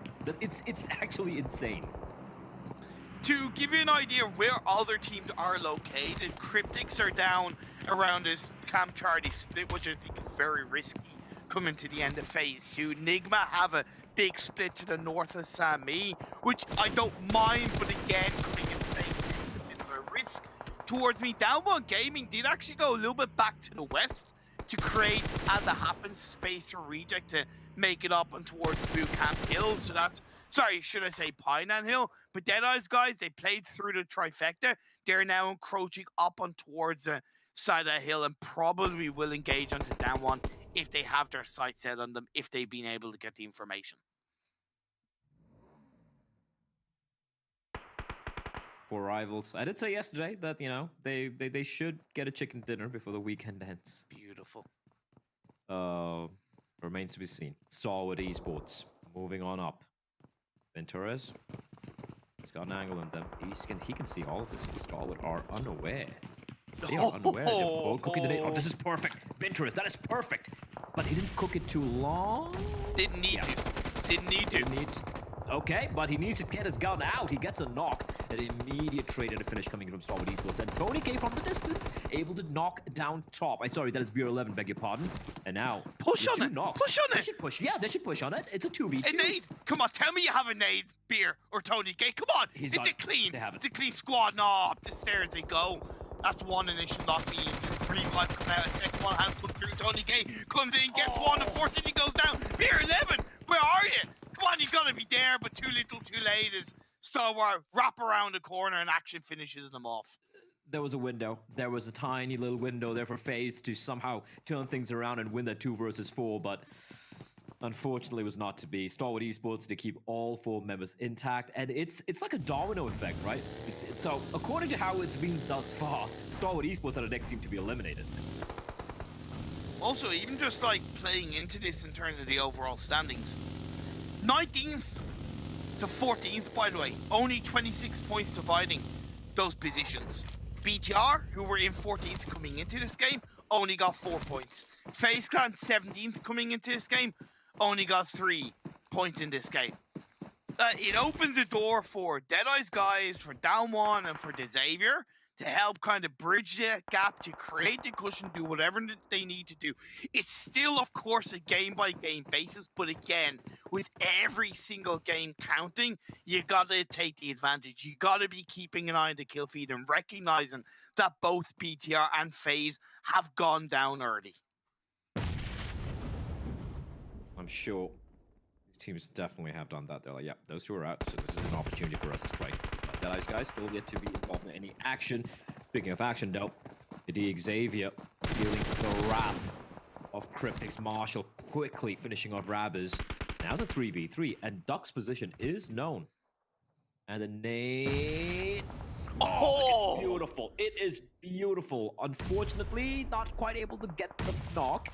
Duck replies back with a nade of his own, but look at Lazy Boy in the meantime, taking fights. And Marshall, okay. There you go. He lands a beautiful shot onto I think it was Frankie in the distance. Yeah, and Cryptics, they're just making just the Xavier look like plebeians.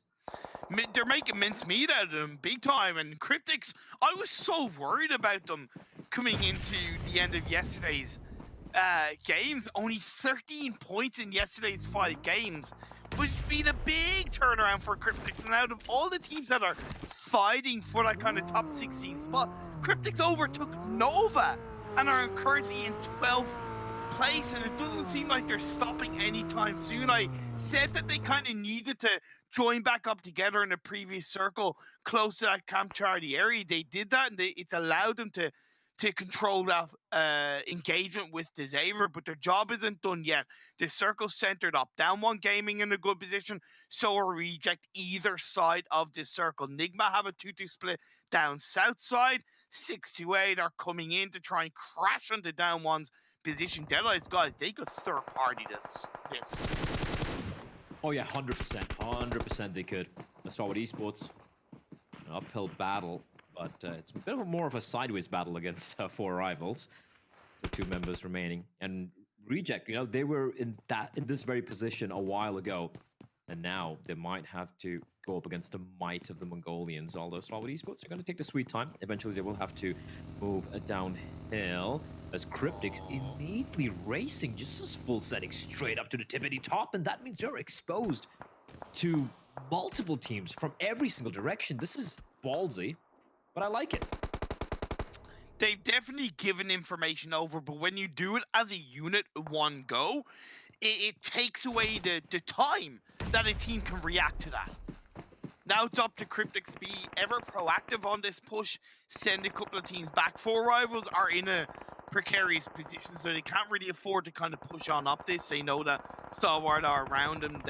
I'm sure they have a bit of an idea of other teams around them. So Pemboru and Worthall are just going to stay quiet down the side of the hill and see if they can find the opportunity to strike onto Cryptics.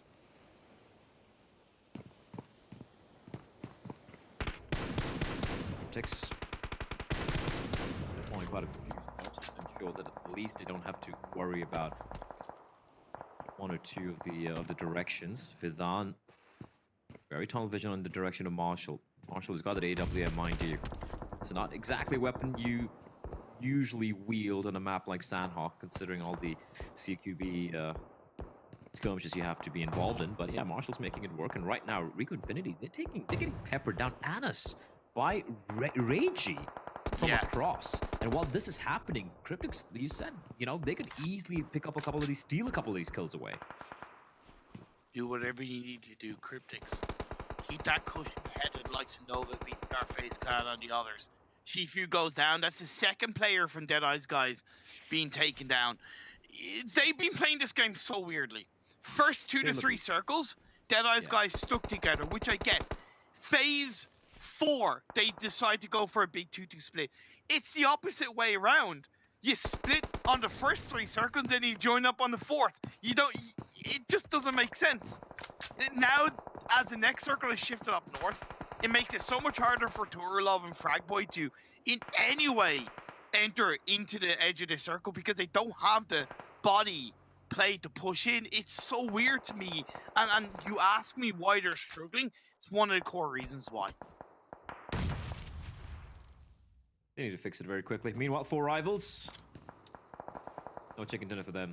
In this game, I mean, it's going to be very, very hard for them to pull it off anyway. Christina with a very brave approach. I like that, rotating while his teammates provide the suppressing fire. And it's going to push on in straight in Cryptix's position. The ball to this man, but Marshall will knock him down. Great work there from Cryptix, trying to keep Rico Infinity in favor. They're taking quite a lot of damage in blue as well. And Rico Infinity, the day is good, but SK Ton gets knocked out as well. And Fidan, the last man standing. Sankai, he needs to heal himself. I don't think he can. No time. He's trying to get the final knock. He doesn't quite find it. And Fidan, by virtue of having the health kits, is able to res his teammates and Rico Infinity. They survive, well, just on 1 man for the time being. I appreciate that effort, Down1 Gaming. Those you to get knocked in my Galaxy. A second chicken dinner in Sanhok could be on the menu. But if anybody has anything to say about it, it's Down1 Gaming. Riding high off the back of a chicken dinner in the previous game, could we be looking at a back-to-back for the South Korean side in the PMGC Super Weekend number 3? I would love to see it, but that nade, I think, just might have ruined their days. Perfect nade coming in from Nigma Galaxy, and even though Regioso is able to reply back, it is not looking, not reply, but rather join in the fray. Things aren't looking that great for Down1 Gaming. They can go for the res, though, but you know what worries me for all these other teams? When it's the 6th circle, and when you have Starwood Esports with all 4 alive, that is dangerous. It is, but they're not in the circle. They're on the smaller side of the circle. They're on the flatter side of the circle. They're on the more exposed side of the circle. And everybody else around them is pretty much looking in their direction. They are, but first, Nigma Galaxy and Down1 Gaming, the MENA side. The South Koreans, that 1 nade earlier from Ralph was able to completely ruin the day. But Down1 Gaming, they're all been patched up. They're looking to take this fight. I love how Down1's actually taking fights with multiple teams. Song's going to dock Scry as well. They're a 2-man squad, but they still want to take fights with every single one, seemingly, as Reject will also finally fall. Nigma Galaxy, 2 players knocked down. Freak on 1 HP will be found by Rico Infinity out into blue. Oh, you rat. I love it. And with that, Nigma Galaxy down to just 1 man standing, and that just made Down1's gaming life so much more easy. Stalwart, 1 player healing in the blue. Infinity, 1 player healing in the blue. 628, 1 player healing in the blue. This is pretty much a free chicken dinner for Down1 Gaming.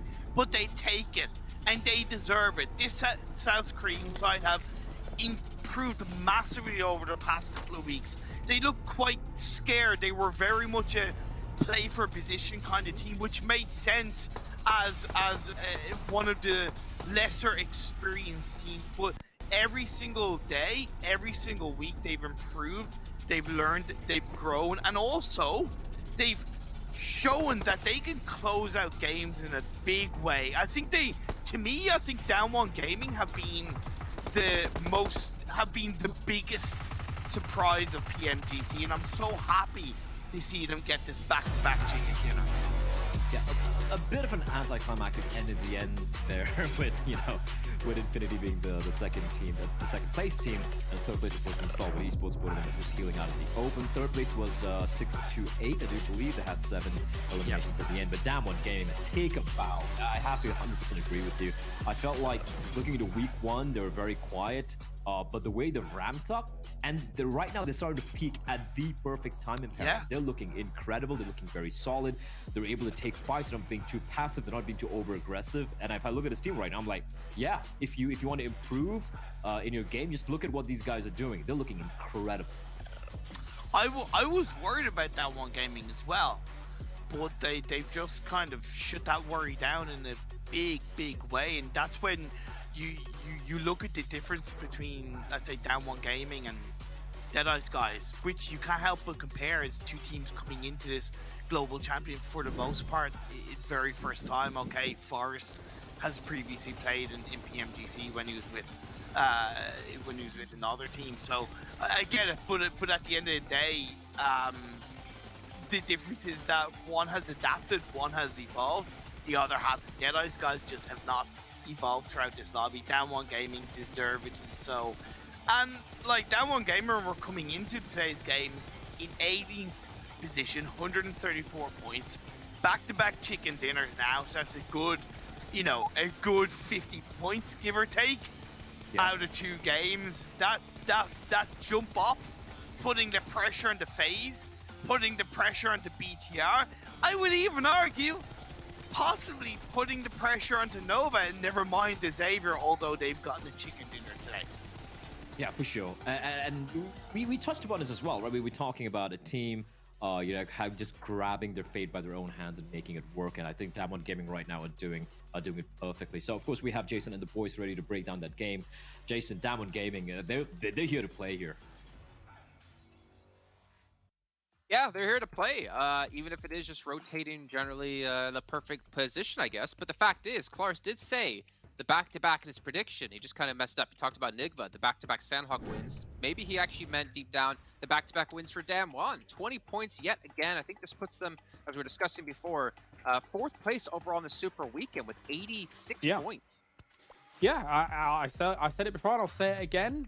I'm still not willing to bow to the South Korean overlords here, but they're getting there. They're getting there. I think this was the perfect circle for them to strike out at. I think they got themselves the right compound. There was a world where I could foresee maybe them getting a really low elimination chicken dinner here if they don't take that fight straight to Nigma, but I mean, this was enough to be able to push them up quite nicely. And when you're in the spot that they're in here in the overall leaderboards, this is exactly what you need. This was the Damn One from League Play coming into this that we needed to see for them to rise up. But let me ask you then, I'm going to switch over to Tarzan. Is this the Damn One who's going to place top 9 in the finals? Not yet. Not yet. I feel like we need another game or two where they have to fight against the circle, more than what they did on the game before on Erangel. That was actually quite good, but there will be more tests to come, and I think there's still a few more steps that they have to make. But points are points. They are looking a lot better. We're talking about almost trailing just a few points behind Nova right now. Yeah, I think for me, when it comes to them, is like, I don't think I've ever seen a really dominating game out of them where they put up like 10 plus eliminations and they get the chicken dinner and they're basically able to handle like every team coming their way. It seems just kind of fortuitous, as Klaris was saying before, in some of the positions that they're winning from. But either way, I mean, we're still seeing Rico Infinity Team heat on. We haven't talked about him in a long time, able to get the MVP from the match. But again, this is what it's all about here, guys. This is what everyone's going to be watching out for. We can see here in our rankings, Damn One, 14th place. They have moved up so much today. The pace they're going, if they keep this up, I mean, they have a spot to the finals, and at least they have, what, about a 2-day window to figure out what to do a little bit differently, maybe going into the finals to maybe break top 9. Yeah, I mean, this is really important for them. I will say, though, 188 points, despite this brilliant effort that they've shown here throughout the day, it's still not clinched, right? It's still not safe. Yeah. So Damn One still gonna have to keep their foot on the pedal here when it comes to the upcoming games. And again, like when we go back to that the Erangel that they got themselves the win on, you're sending towards that compound and don't really have huge information on where the teams are in Longwoods. It was good that they got there and then made that winning play. Likewise, this compound and the circles coming that way that they do, it's still, again, the winning play. And taking the fight with Nigma when they do to cripple them it is very, very important. But I want to see, as you say, the bigger games coming out from Down One here. Yeah, I mean, like even looking at Infinity, like they got 12 ranking points without really getting any eliminations at all. And I mean, they're just showing consistency. It's maybe not dominating, but their consistency for me has been dominating. Plus, we've seen them be dominating in terms of Newsy picking up 1 million eliminations. But speaking of picking up things, you guys can still pick up permanent rewards. And funny enough, Tarzan, why don't you talk to us about this treasure box this time? Yeah, you know what? From November 30th to December 21st, you can watch live in-game and you can grab yourself some great loot. For me, my favorite would be actually that parachute. I think that looks extremely sick with the color combination that I do like a little bit of blue.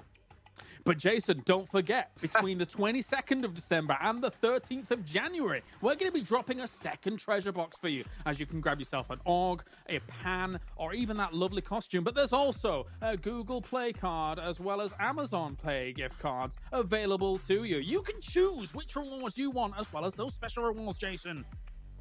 I like this. Can we just switch jobs? Can you two host and I do analysis? I have a little bit of experience. You don't want that. It's from me. I'm just gonna say it straight out.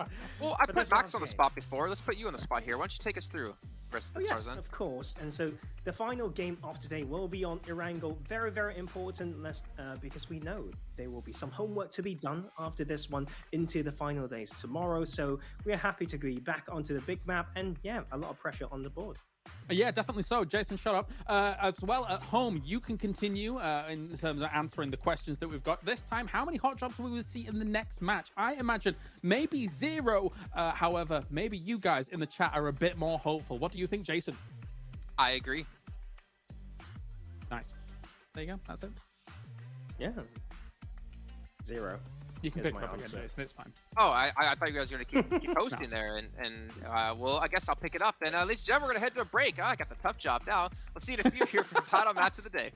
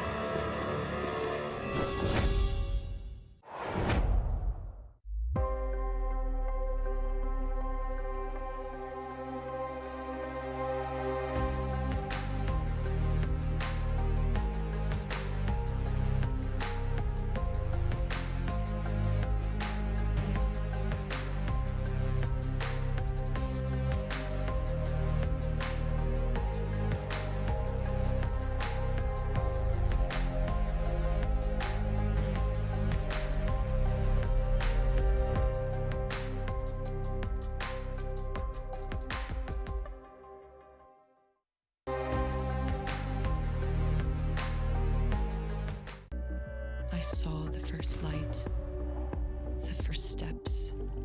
Now I see much more. I capture Earth in all its beauty. I see action. I see drama. And I see it in the finest detail. Moments of inspiration. And the first steps. I am the 1+9. Welcome back, everyone. How many hot drops are we going to see? Hopefully you guys got your answers in the chat, because if you are correct, then Tarzan is going to send you a ton of UC over to your account. So make sure you hit him up over on Instagram, maybe, or over on Twitter. It showed proof that you did predict the correct amount of hot drops. Tarzan, I heard it was about, what, 10,000 UC you were going to give away? Sure, why not? Sure, why not? I'll agree with him. It's fine. Like today's been a good day. I don't know why. No, it's a good day. It's a good day. So why not share some love? Yeah, hit me up. What? Do it. I'll take the curveball. I'll take it. Okay. I've taken it. All right, hit him up. I guess give him a follow then if he's giving you 10,000 UC, and he said he's going to give it away to 10 people. So we'll see how that one's going to work out. As we have Erangel come up as the last map of the day. And this also is the last map of the penultimate day, right? Tomorrow's left to go with 5 matches left to play. Things are getting really crunched up here towards the bottom of the leaderboards, and things are becoming more and more hectic and a lot more difficult, I'd say. But Damwon have at least been able to show us they can get 2 back-to-back chicken dinners. Not a lot of teams have been able to say that so far. Now, with Damwon able to do that, I wonder, Claris, will this maybe change your prediction? Do we have the back-to-back potentially happening at some point? Realistically, it shouldn't. Let's be honest. Realistically, it shouldn't. Yeah, that will be absolutely mind-boggling. But yeah, for today, it has been I would say the day of the underdogs, right? I mean, you're getting Xavier, double down one wins here. Brilliant stuff by them overall. Like, very cool to see that there is a sense of urgency in the lobby right now. They understand what's on the line. I think that's the thing. That's the thing. Like, what are you fighting for? Like, when you're at the bottom, you need to fight for that qualification, of course. So that leads us back to what we started the show with, right, guys? Like Jason asked us about the middle pack. They do feel like they are chilling, but not really playing the game as the best ability. So I'm honestly a little bit disappointed. Okay. Well, all right. Okay. That's, yeah, I think I can agree with that to some extent. Just remind you guys really quickly before we do get into our predictions, before the match is ready to go, about OnePlus, our sponsor here at the PMGC, with its immersive flagship performance and 120 Hz display and hypertouch technology made specifically for gamers. The OnePlus 99 Pro, your best shot to climb the leaderboards, and maybe your best shot to get your correct predictions in when it comes to hot drops, because Tarzan again is giving you a lot of UC. If you are right, just send him proof from chat and hit him up over on Instagram and Twitter. And I also want to see confirmation that he did send it to you, since he agreed to it on the desk. I don't want to see him back out and lie about it. So it's all up to you guys. You want free UC? You know what to do. Give me a follow. Well, yeah, I mean, you didn't say they had to follow you. All we said is they had to just guess correctly of the amount of hot drops. Okay. No, give it a follow as well. Come on, like, make me feel a little bit better doing some charity. Come on, please. Okay. All right. Well, hit him up. You know, if you feel like he's deserving, if he gets to 10,000 UC, I'm gonna go get my predictions in. I think, yeah, I get my predictions in because you didn't say I couldn't win either. But let's move on. Obviously, let's stop joking around here. This is like the last chance saloon for a lot of teams, and you know, Bigatron. I'd say just a quick little recap today. I think Bigatron have looked pretty decent. I was really glad to see Xavier have a standout match finally, because I feel like it's been weeks almost since we've been able to see this, maybe since like week 1. But again, there's still a lot of work to do for these teams, and even just beyond maintaining top 16 and going into the finals, you have so much work you need to do, because 16, 15, 14, like, that's not going to cut it. But let's get into our predictions. My prediction, Enigma Galaxy here in the last match of the day. What about you, Kalaris? Oh, they've got some decent results. I am throwing caution to the wind because I don't care anymore. We're going down one gaming for the 3-peat, baby. Let's do it. Okay. All right, Tarzan. I'm feeling it as well. I'm feeling it. It's BTR. I'm going to pick Bigatron because out of all those teams at the bottom, they actually feel most confident to fight. And yeah, I mean, they dropped on Pinan. It worked out, at least for a few minutes, but that was a good 4v4. Continue. I'm a little bit sad that production didn't give you TJB, because that's what I told them to give you, and I would like to see you try to argue your way out of that prediction, or to reinforce and support that prediction for a team who's not even playing. But you know who is playing? Our commentators. Imperium and Blur, kick off the final match of the day, boys. Yeehaw! We are indeed going to be kicking out the final match of the day of the game. I don't even know what I'm saying. Imperium. Okay, I'm just going to put it out there. Go for it. Right before Kilaris picked Damwon, I was about to say he's kind of like the stereotypical Asian parent, where it's like 2 chicken dinners back to back. That's not good enough. Why not 3? Why not 4? And in the end, he's like, yep, you know, if you get 3 back to back, that is the only time I shall bow down before us as our Korean. But here's the thing. Here's the thing. If they get 3, he won't be happy unless they get 4th. Yeah, he'll be like, well, what about the first 2 games of the day? Yeah, exactly. Like, how dare you? Such a disappointment. But this game is certainly not going to be disappointing, because the playing path is healthy. It's a diagonal direction going all the way from Nova right up to in between Severny Zarky. So it really, give or take, allows his team to get to exactly where they want to go. Hopefully the phase 1 is complementary of that stalwart. Straight on to Nova, early drop, early looting, what should technically be a little bit of an earlier rotation from them as they played in, but this phase 1, not too kind to these teams. It's a big Southwest start to this game. Oh boy, I love it. Here we go again. Absolutely love it. Yep, here we go again. It could go Primorsk, it could be Sosnovka, it could be anything. This circle is very, very spicy. In fact, it could even end all the way up north right next to Rozok, right? So it's a very interesting zone and a very interesting position that Jimmy finds himself in. Jimmy! Gotta do something, and he answers back. Appy having to pick up some bullets there, running out of it, and he's looking to take the fight. Jimmy just toying with his throw, pre-firing around the corner. Nice attempt from Appy, but Jimmy makes quick work of him. Up close and personal, a massive caliber bullet straight into his head. And honestly, Nova need every single point that they can get at this stage of the day. They are now only 4 points ahead of Down One Gaming. Right? And Down One Gaming started today in 18th position. No, of course, that not only shows how good of a day Down One Gaming have had, but also realistically how poor of a day Nova have had. BTR are only 11 points behind Nova. It's really not the best. And okay, Nova are only 10 points behind Cryptics, but when that cushion between you and the team above you is more than the team below you, that's when the pressure starts building. Yeah, okay, Nova are used to handling with pressure, so I'm not too worried, but just in the context of what we're seeing right now, every single point once again continues to matter for Nova. Yeah. Nova, they're just they're just a puzzle to me. Like, you look at almost every other team over here, right? And you can kind of know what they're like. Starwood Esports, you know, if I ask anyone to describe them, we know what to do, what to say. Them Down One Gaming, we have a story for them. You look at Nova, defending champions. And then you look at a couple of the games we saw from them where they just looked completely lost. They didn't know what the hell they were doing. And then suddenly they wake up and have these monstrous performances as well. And I think, like, you prefaced everything by saying whatever you did right now about Nova. So it's just such a conundrum where I get you. Yeah. Kind of wonder if they know who they are, you know? Like a Rubik's Cube of PUBG Mobile. At least Rubik's Cubes are logical, right? You can follow the algorithm, you can solve it, right? Nova don't seem logical. Do you know, can you solve a Rubik's Cube? I can just, you know, wing it, and I can do about 80% of it. I almost struggle in the final two phases, but I have solved one just using the algorithm. There's a flowchart where, like, you know, you follow certain steps and you will solve any. I'm sorry, but I want proof of that. I want a video of you solving a Rubik's Cube. Fine, man. Like, next LAN, just gonna sit down, grab a nice GMT, sit down, and yeah, I'll solve it for you right in front of you. Yep.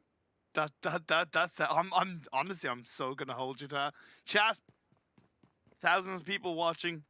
Hold blood to that next time, and the first time I get to meet him, hopefully I land sometime in the future. This game, although, is continuing to go on. Deadeye's guys, Deadeye's guys starting to rotate from Rozok. Thank you to John who chimed in, tagging us both saying all Rubik's Cubes are solvable in 21 moves. That's, yep. Cool. Yeah, I mean, yeah, exactly. You just use the 21 or algorithm. fewer turns. Yep. Or fewer, yeah. I usually take like 69 moves or something. You know, it's much more than 21. But I believe in John. John's very good at his you know, stats. Although he is. John will never admit this, but I once beat him in this one, what you call it, in a quizzing face-off. Like, this after we downed a few drinks, we're chilling in a hotel room, and yeah, I beat him. Yeah. He will never, ever say that out loud, but... Yeah, but how many years ago was that? It's like 2018, 17, You're 18, still holding on to it? You're still holding on to it? Of course I'm going to hold on to it. Yeah, of course I'm going to hold on to it. Yeah. You're still holding on? Because we haven't had a rematch yet. If we have a rematch, then sure, you know, if you can beat me in that. But I did beat him in that. Okay. We had a witness. There was someone... Worse than Dr. Disrespect with the two-time. Like, you know, let it go, man. Let it go. No, I'm going to make it a two-time next time we have a LAN. There you go. That's all I like to hear. Anyway, we really need to get back to this game because a lot of these teams are rotating in through the center of the circle. Nova in particular, but they get caught out by Deadeye's guys. And I appreciate this deeper rotation from Deadeye's guys as a team. And they put themselves in a really good spot. It's outside chopsticks. It allows them to play on towards this phase 2 a lot more effectively. Like, it's not too deep into phase 1, but it's enough where it's a strong position and still giving them rotation potential in the next circle. So will this finally be the game where Deadeyes wake up. Cryptic still yet to move out from North Georgia. Infinity did make it across that military island, across that western bridge onto the mainland. Stalwart waiting until phase 2 is going to pop up. That makes sense with this phase on circle. They did it in the previous game, and I get why they're doing it again. Yeah, like we saw them like head towards farm, then head on back when they realized how a circle the second one was forming. So yeah, Nova, they unfortunately do lose a heavy hitter for the team. Powerboy getting taken down by Deadeye's guys, and yeah, like for Deadeye's guys, like you are running out of opportunities, right? They are completely running out of opportunities. Now they've got through the right start, as you said, you know, the heavy rotation coming in, early rotation, deep inside, getting a knock as well. But they need a couple of these big games. Like they need to emulate the South Koreans. They need to do what Diamond Gaming has been doing the past couple of games.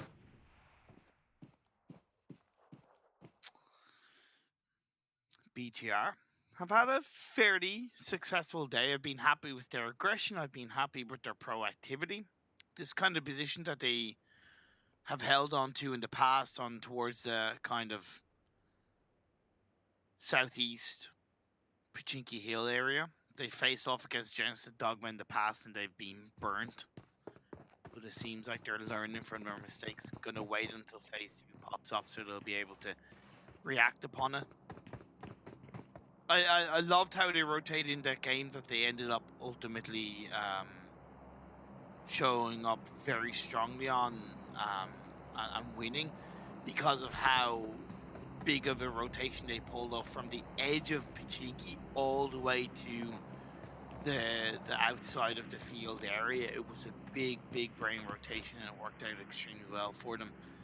And that's the kind of learnings that BTR have really shown across the PMGC, and why even though we doubt them at times, even though we scratch our heads and wonder what's going on, why they still continue to be the pride of Indonesia, why they still continue to show up. But this phase 2 showed up and blah. You couldn't ask for a bigger kick in the face. And that's why Stalwart stayed in Military Island. In the meantime, though, on top he went to loot the corpse of Powerboy. And because of that, Damwon Gaming, I like how 4 just lay and wait patiently, waiting for On Top to finish looting up and get into his vehicle, and he gets a nice knock. On Top has that tree, and his teammates, of course, deploying. Don't go for the revive. Don't go for the revive. Of Cut your losses. How many smoke? That's 1, 2, 3, 4, 5, 6, 7 to 8 smokes being used. 7 to 8 smokes being used. And another one. Another one. And another one. DJ Khaled here, you know, like, come on. It's such a waste of smokes. Like, just let it go, cut your loss, and play for phase 2. It's really not worth it. In my opinion. There's so many smokes there that he just might die from asphyxiation or like inhaling too much. I like this from the Xavier. And almost all these teams are aware, right? You go in from that side. There's going to be Infinity you have to contend against, and now that they're going to be crossing the eastern bridge into blue, they know Stalwart probably aren't sticking around. So this is the right call coming in from both the Xavier and MS Chonburi. However, with the Xavier being ahead of them, they could easily try and mow MS Chonburi down. Cryptic's going for a rotation. FaZe going for a rotation. BTR going for their standard rotation across Military Island, which is through the direct mainland spot. They already had that kind of coastal line locked in phase 1. They waited, phase 2 popped up, and now they're sending kind of 1 by 1 or 2 by 2, like Noah's Ark, across the water into the Military Island. Infinity, though, helping to get the better of Stalwart. Seems like Stalwart went in a little bit too deep, and they're paying the price. Yeah, going up against the might of the Infinity. As Pika will be knocked, but in the distance, Scry just gonna... Okay. They're like... Usually Stalwart, they have the... you know, that old saying of no man left behind. They always live by that, but I guess it's the right call. They're gonna peel away because they realize they're not in a very comfortable position to take this fight. And you said it right, like, if you look at the map, they're rotating around trying to find a spot, but the other teams have arrived. BTR have crossed the water. We have the Xavier coming in from the eastern side. MS John Burry joining them as well. So Stalwood, despite the fact that they were early, in towards Novo, this is a usual drop location, they're not in a comfortable position. They're really not. Enigma stayed in Pachiki, right up towards this kind of phase 2 spot, and I don't mind it with how the circle obviously has come about, but Down One Gaming, they didn't push that fight onto Deadeye's guys. They actually took the opportunity on that knock to disengage and reposition into a different spot, knowing that Deadeye's guys were in no way, shape, or form put them under pressure. So I kind of appreciate that with Down One. It has kind of what has seen them pull off bigger games because they've maybe made more sensible move. But then on the other hand, because I'm a bit of an a-hole, I'm kind of like, well, why not push the opportunity to take that fight? But yeah. I think you're a nice guy, Perry, but hey, if you say you're an a-hole, maybe you are. At times, man. At times. All right. SK Ton is in a bit of an uncomfortable position. He knows he can't heal, so he's going to go charging into Roth, and Roth's like, just gotta fall back, and the nade is good. It was a little too deep, but considering how low he was, there's not much SK Ton could have done in that position. So Enigma Galaxy is harassing Riku Infinity, and out in the blue, the other two members, Fidan, with a couple of shots into the general direction of Roth, but things looking very grim for Riku Infinity as Enigma Galaxy is going to be gatekeeping them. Looking at the zone, though, it's gonna be watching Lemmings jumping off that cliff. And when I say Lemmings, I'm talking about Genesis Dogma, I'm talking about BTR, I'm talking about 4 Rivals. They're all going to be going for a bit of a swimming rotation. I don't know. No, swimtation. I actually really like that. I've never used that before. I'm probably going to steal that for the future. Thank you very much, man. Now BTR kind of were already halfway across. I was actually kind of surprised at how slow they were in that rotation. They started it like at the start of phase 2, and they still don't have all 4 players over. Genesis Dogma were there before 4 Rivals, and it's what has surprised me with the fact that they've still lost a player in that, and they don't recognize the fact that you can play on the eastern bridge. Like Down One Gaming, they rotated around from that south Patinki Hill spot. They're going across the eastern bridge. Of course, nothing is super safe for them because MS Chambori are ahead on the eastern edge, but when you're talking about a sensible, safe, out of sight, out of mind rotation, Down One Gaming, so clean and concise with that one. The teams that did go for the rotations in the form of Cryptics and FaZe Clan, it's worked out for both of them. They're going to be playing in on towards that southern edge of the circle inside military base. 4 Rivals having to rethink their approach. As Riku Infinity, the 2 members who did survive, the Enigma Galaxy trying to keep them pinned in the blue, will somehow manage to make their way inside of the zone towards the northeastern side. But we'll get back to that, because right now, 6-8 going up against the might of the Japanese in the form of Reject, and they don't spot Sarah, and he's going to make quick work of Sinan. A couple of members knocked down. So and Duella grouping up together and just decimating 6-8 down to 1 member, and Sarah with a nice little smoke getting deployed as well as Reiji will be rezzed. Now the res is taking place for Daoshi as well. A 2 versus 3, but Duello from the distance knocks down Yu Yang, and Daoshi left alone. This is not looking good at all for the Chinese side. This is deep into the blue zone as well. The next circle has popped up. Kind of luckily for them, it's gone to the west, so they're not as far from the edge of the circle as what was much higher at risk. But it seems like they're both like, look, we want to commit to the fight. It doesn't matter if it's in the blue. Screw it. It's the final game of the day. To be fair, both of these teams on a side note are like super safe in their like finals position. So they aren't really kind of like losing anything. It's just, let's take the fight. Diamond Gaming just all 4 players just full sending straight into the middle of the circle. And looking at the rotation, everyone's going to be driving off the cliffs. Here we go. Lemmings, baby. Lemmings off the cliff. As Starwood Esports will be the first team to be eliminated by Nova as well. Did you know, like, when people talk about Lemmings jumping off a cliff, it's actually not real. And it's based off a nature documentary where the directors actually... No, they forced Lemmings Isn't that based off a video game? called No, Lemmings. That is based off the original documentary, which Really? is like 50s, 60s. No way. And yeah, seriously. And the director actually, they forced this poor Lemmings to jump off a cliff just so they could film it. No way. Lemmings don't actually commit suicide. Jesus, that's terrible.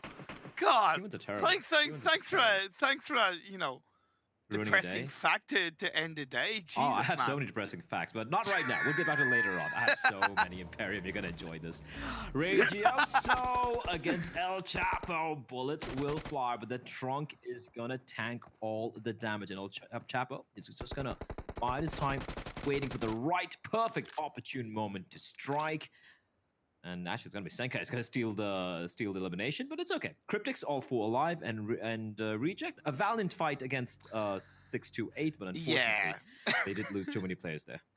That's the thing, like, nobody was really going to win out of that. It was just, yeah, they're fighting in the blue, and whoever comes out on top will end up kind of going down, and that happened to be Reject in that regard. Free elimination for Cryptics. They'll take that as Rico Infinity, BTR pick up a couple of elimination points. Why are you botating there? Really, Rico? Come on, like, really? Rotating in between the mainland and the military island. What are you doing? Okay, and us. Yeah. He literally gave Zuxi a sitting target. Like, he literally gave him a sitting target. And it was gonna be a free kill for Zuxi. I don't know what's going on, alright? I don't know, but Cryptics, they are duking it out against the might of MS Chonburi. And MS Chonburi, they do have the slight high ground advantage, but Pop has gone down, and that means slight advantage here for Cryptics. They could go in for the push, and El Chapo, I think, has heard me. Cryptics, one of the teams really fighting for that top 16 spot, say it over and over, but it needs to be reminded that so much is at stake for this MENA representative, the team from Morocco. They've been in the PUBG Mobile scene for so many years, participated in tournaments across Europe, across the MENA region, helping the scene grow, and you're here at the Global Championships fighting, continually improving, evolving. We switch on over to BTR, cleaning up kill after kill on the coastline. The beach side is a bloodbath. Four rivals. They do have that little beachhead to work with. They even have the drop as well, to potential some cover as Damwon Gaming in the distance.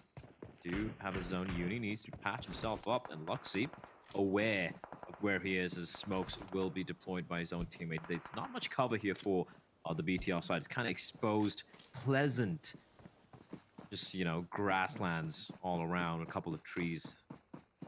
Well, once they make it to this dip, which is why they smoked in between, they're safe against Damwon Gaming. That's where they can focus a little bit more on the rest of the Xavier, and they do still need to continue to keep an eye on that beach side where you have Genesis, Dogma, Enigma, Galaxy, even kind of Deadeye's guys and full rivals. All right, here we go. El Chapo pushing up, but it is going to be NC2 holding the line. Finds 3. Lazy Boy now left alone. And NC2, Pop, he's going to patch himself up to the 1 versus 2 firmly. Favoring MS Chonburi, somewhat turning it around. He's going to try and go for the res in the meantime, will Lazy Boy, but NC2 and Pop, they can just push in together. Lazy Boy will be spotted, and he will be taken down. What a play from NC2 and MS Chonburi. Oh my god, that looks so dire for MS Chonburi, but Cryptics bite the bullet, call it a little bit of a choke as Deadeye's guys go down. Just like that. Once again, with 2 elimination points, 10th place, that is 3 points in total. 4 rivals, though, they still hold on to the beach side. I think every single, am I right in saying that every single military island finish has been won by Infinity? If not all of them, then at least kind of the majority of them.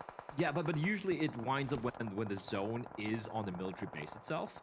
So this is interesting. They obviously have the best position right now. Oh yes. There is a bit of an aquatic battle taking place as well for rivals. They do have a place to plant their feet and take the fight, as MS Chonburi will finally fall. And what a nade!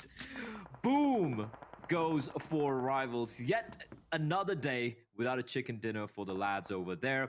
And I love Uzi's position here. It's out in the open. He's got cover of that rock. He's got a little buggy as well to make a very quick escape if he needs to. But the fact that Infinity aren't really completely grouped up together really makes the chances much better. But that being said, BTR, they're looking good. Sure, they don't necessarily have a great comfortable position to work with, but with the circle shift coming in, they're going to be the first team in the zone.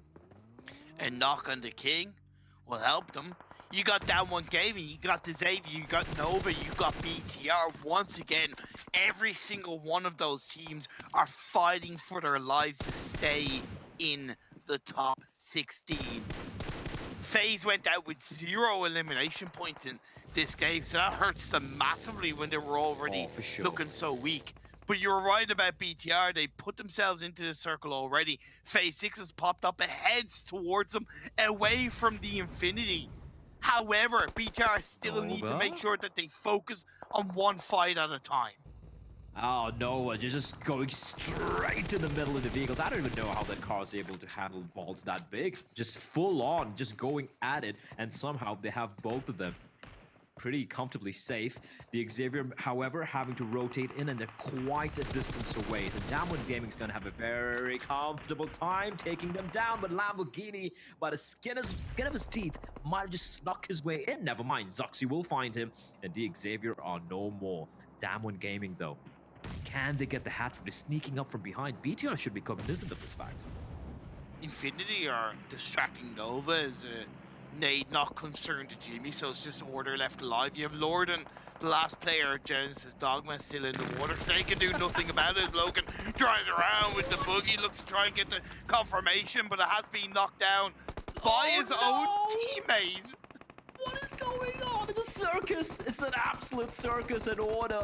Trying his best to keep Newsy at bay. He gets the now the 1v1 against Mela. He's got headshot angle, pops around, just tickling away, and Mela not able to land anything. However, in the end, he will fall. Mela clutching it for his team. If he went down, Infinity would have been in a miserable place, but they have lost a member. And now BTR, they're looking solid. They're looking well placed to take this chicken dinner. Not even steal it, just win it convincingly. 11 eliminations for the Indonesian side. The last one goes down of Down One Gaming and calls at 12, and indeed, this is very much looking like a BTR chicken dinner, blah. Killara's probably just shaking his head saying, couldn't even get a hat trick of chicken dinners. Pathetic. As Down One Gaming goes out. The 4v2, v1, v1. You know, Lord and I think there's ISOL there for Genesis Dogma. They're having a nice one, just chatting, talking about the girlfriend and talking about life, how everything's happened, how everything's going on. And Liquid just trying his best to at least get the finish there. But now, what do Infinity do? They're in the zone as well. And this is an interesting split. Mela up ahead, lying prone, and Logan. Oh my lord! Hi boy, that came in like an asteroid out of nowhere, and Mela left alone. He can't even fall back and try and res his teammate is too far out. And this is looking like BTR winning a very, very well done, well played chicken dinner. They bookmarked the day. Started it with the chicken dinner. Seems like they're gonna end it with the chicken dinner. Yuhai confirms the kill onto Logan, just as Mila left up, followed by Nickel and Lord. And I really love Liquid was behind that rock looking in the water. I think their spidey senses are tingling, knowing what's in the water, hopefully keeping them suppressed.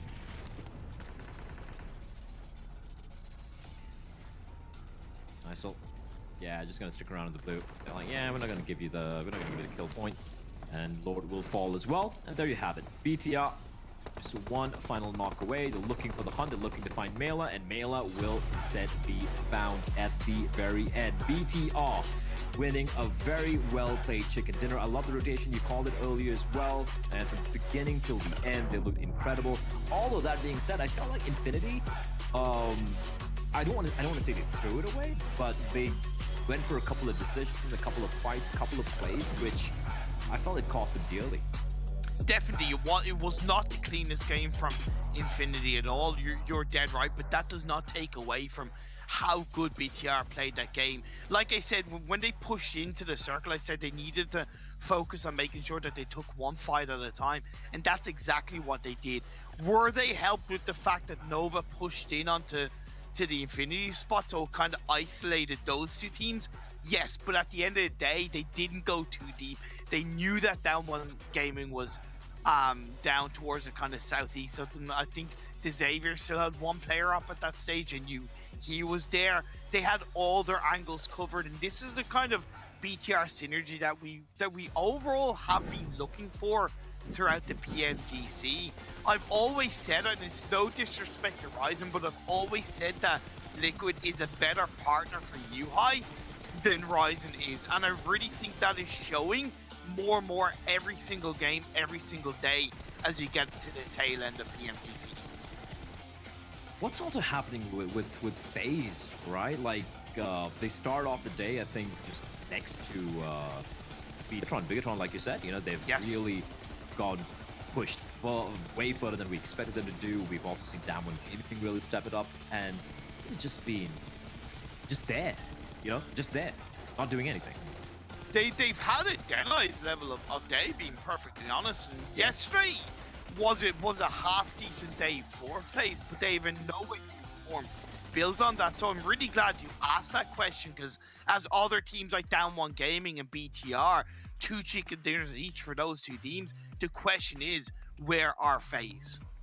Where are FaZe? I want to leave that question for the desk to handle, as Jason Kaplan can take it away from us.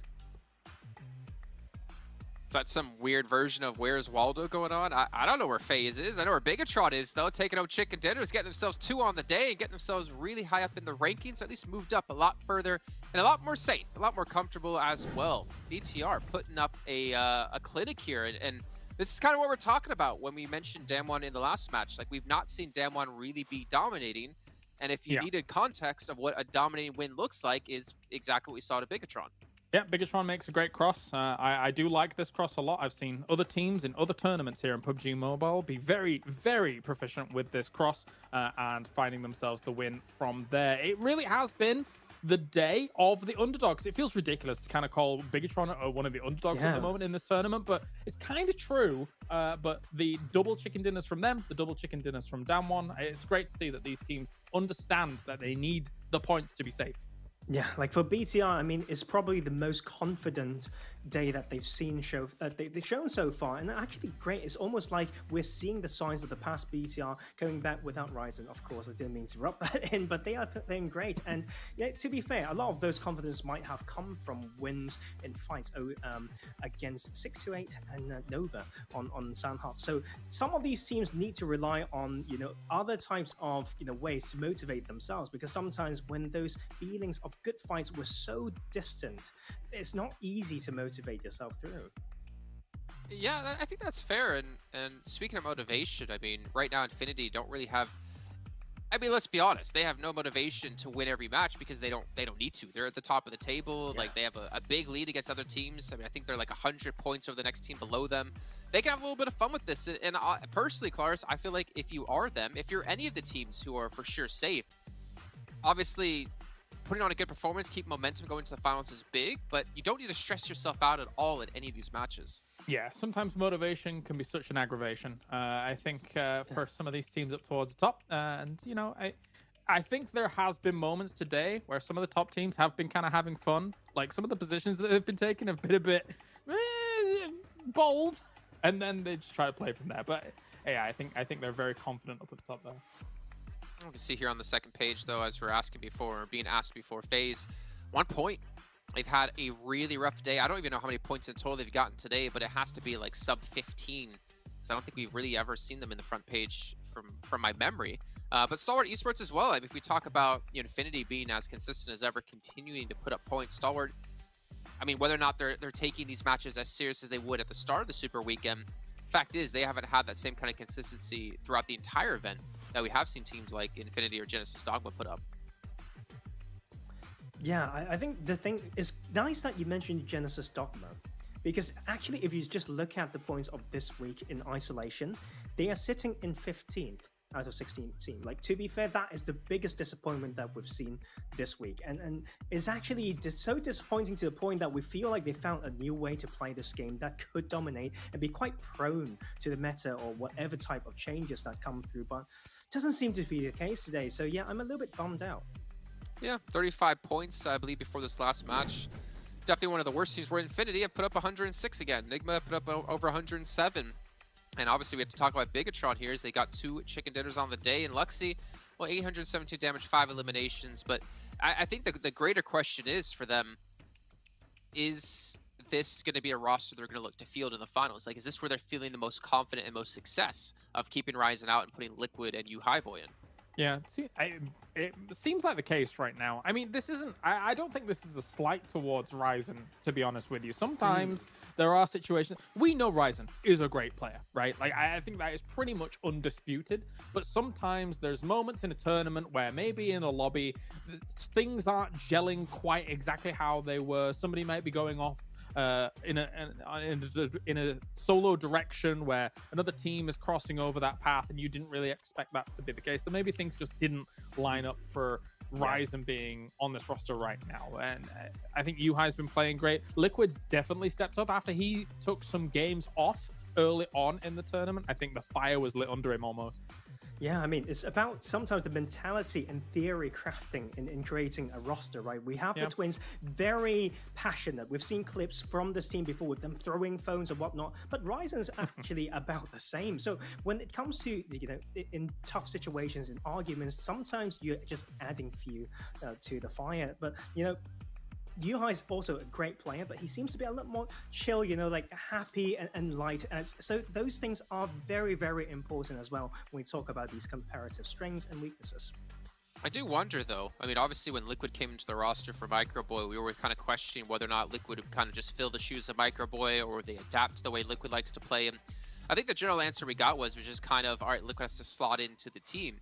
But maybe with having U-Highboy on the roster now, it's kind of like, all right, well, 50% of the team, if we play those 4, are not the original core to Bigatron. So should Zuxi and Luxy now change up how they play a bit to field or to help give the I guess star power over to U-Highboy and Liquid? I mean, obviously when you're one person, you're 25% of the team, but when you have 50% of the team, you can throw your weight around a little bit more and be like, no guys, we need to change the way we're playing. And I feel like this is allowing Liquid to step up as a player within the roster, to have that other player come into the team that wasn't part of the core. Well, I think U-Highboy definitely opened up avenues for them, for sure. I mean, at the start of this tournament as well, as soon as they subbed him in, I was like, wow, okay, wow, U-Highboy is doing a lot of work for them, despite being the sub, and now he's on every single game, right? I think similar to me saying, you know, maybe a fire was lit under Liquid, maybe that kind of the lackluster performances early on for Bigatron was like, okay, Zuxi, Luxy, we're kicking you in the butt. It's time to wake up, boys. Because they've looked a lot better, I think, this Super Weekend compared to some of the previous performances.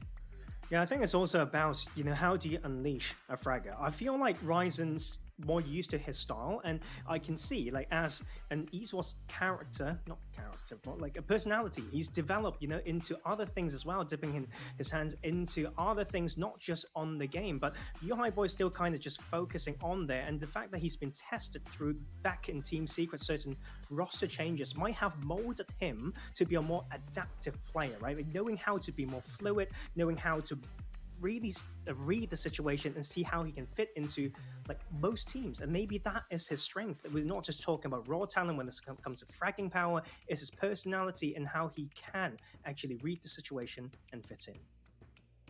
Well, one thing we didn't touch on that we probably should have mentioned, remember, Imperium did make a bet here live on air saying if DRS get knocked out, that he will shave his beard. Right now, from what I'm seeing, you have DXavier at 173, DRS at 218. That is 45 points of difference. It is possible. Yeah. Yes, it is. At a stretch. I mean, DXavier just need to get 45 points. All right, it's 46. And then you have Damwad at 195. So they only need 23 points. Yeah. And then you have 201. They only need 17. Like this, It's getting spicy. Imperium, know I what? hope you're just getting a little bit Yeah. worried because it is very possible. I'm gonna hit up the exam and be like, guys, come on, bring it home for Imperium's beard. Let's get rid of that bad boy. But also, let's get something into your guys' hands. The treasure box. You're watching with the Esports Center over on YouTube. You can get points to accumulate to unlock treasure, to unlock items, permanent items for your account. There's 2 different boxes, one that goes till the 21st of December and one that goes until the 13th of January, starting on the 22nd of December. And you also get some additional special rewards as well. So make sure you're doing that. Make sure if you're watching on YouTube, you click the rewards button down below the stream to get extra points. And you can get your permanent stuff done. BTR 2 wins. Damwon 2 wins. Imperium's beard, it might be gone tomorrow. I think it might be, guys. Okay, let's bring out some stats, right, to really back that up. At the start of the show, I did mention when we look at the average point that they've got before, or what they got yesterday, to say the least, around 20-something, 30. A lot of these teams have gotten themselves 50, 60 more points. If they just continue with this trend, just repeat what they've done today, they would have really overtaken DRS Gaming. I'm not joking here. Like, they just need to do as well as today. Mathematically possible. They've done that from yesterday to today. We need to repeat that. I feel like it's going to be extremely exciting. I can't ask for a better second day to really even things up and adding so much more possibilities when it comes to qualification. You know, looking over in our voice chat, I can see Imperium and everyone already left. I think Imperium is not going to hear any of this, which is fantastic because we all know, and you guys all know home watching, there is a really good chance he's going to have to shave his beard. And we'll make sure to bring it up tomorrow. Don't worry, especially when he's on broadcast. We'll talk about it. We'll make a little sign saying rest in peace, Imperium's beard, you know, from 1988 till 2021. Well, ladies and gentlemen, that's going to do it here for our second day of our final Super Weekend. Remember, we have tomorrow is our last day of Super Weekend before we get into our finals of the entire East League. It's at the exact same time. Make sure you guys tune in because you're not going to miss Imperium with a shaved beard. Tells our story of survival, a challenge will never be over. This is the race, it's not the end. Can't see what's written tomorrow.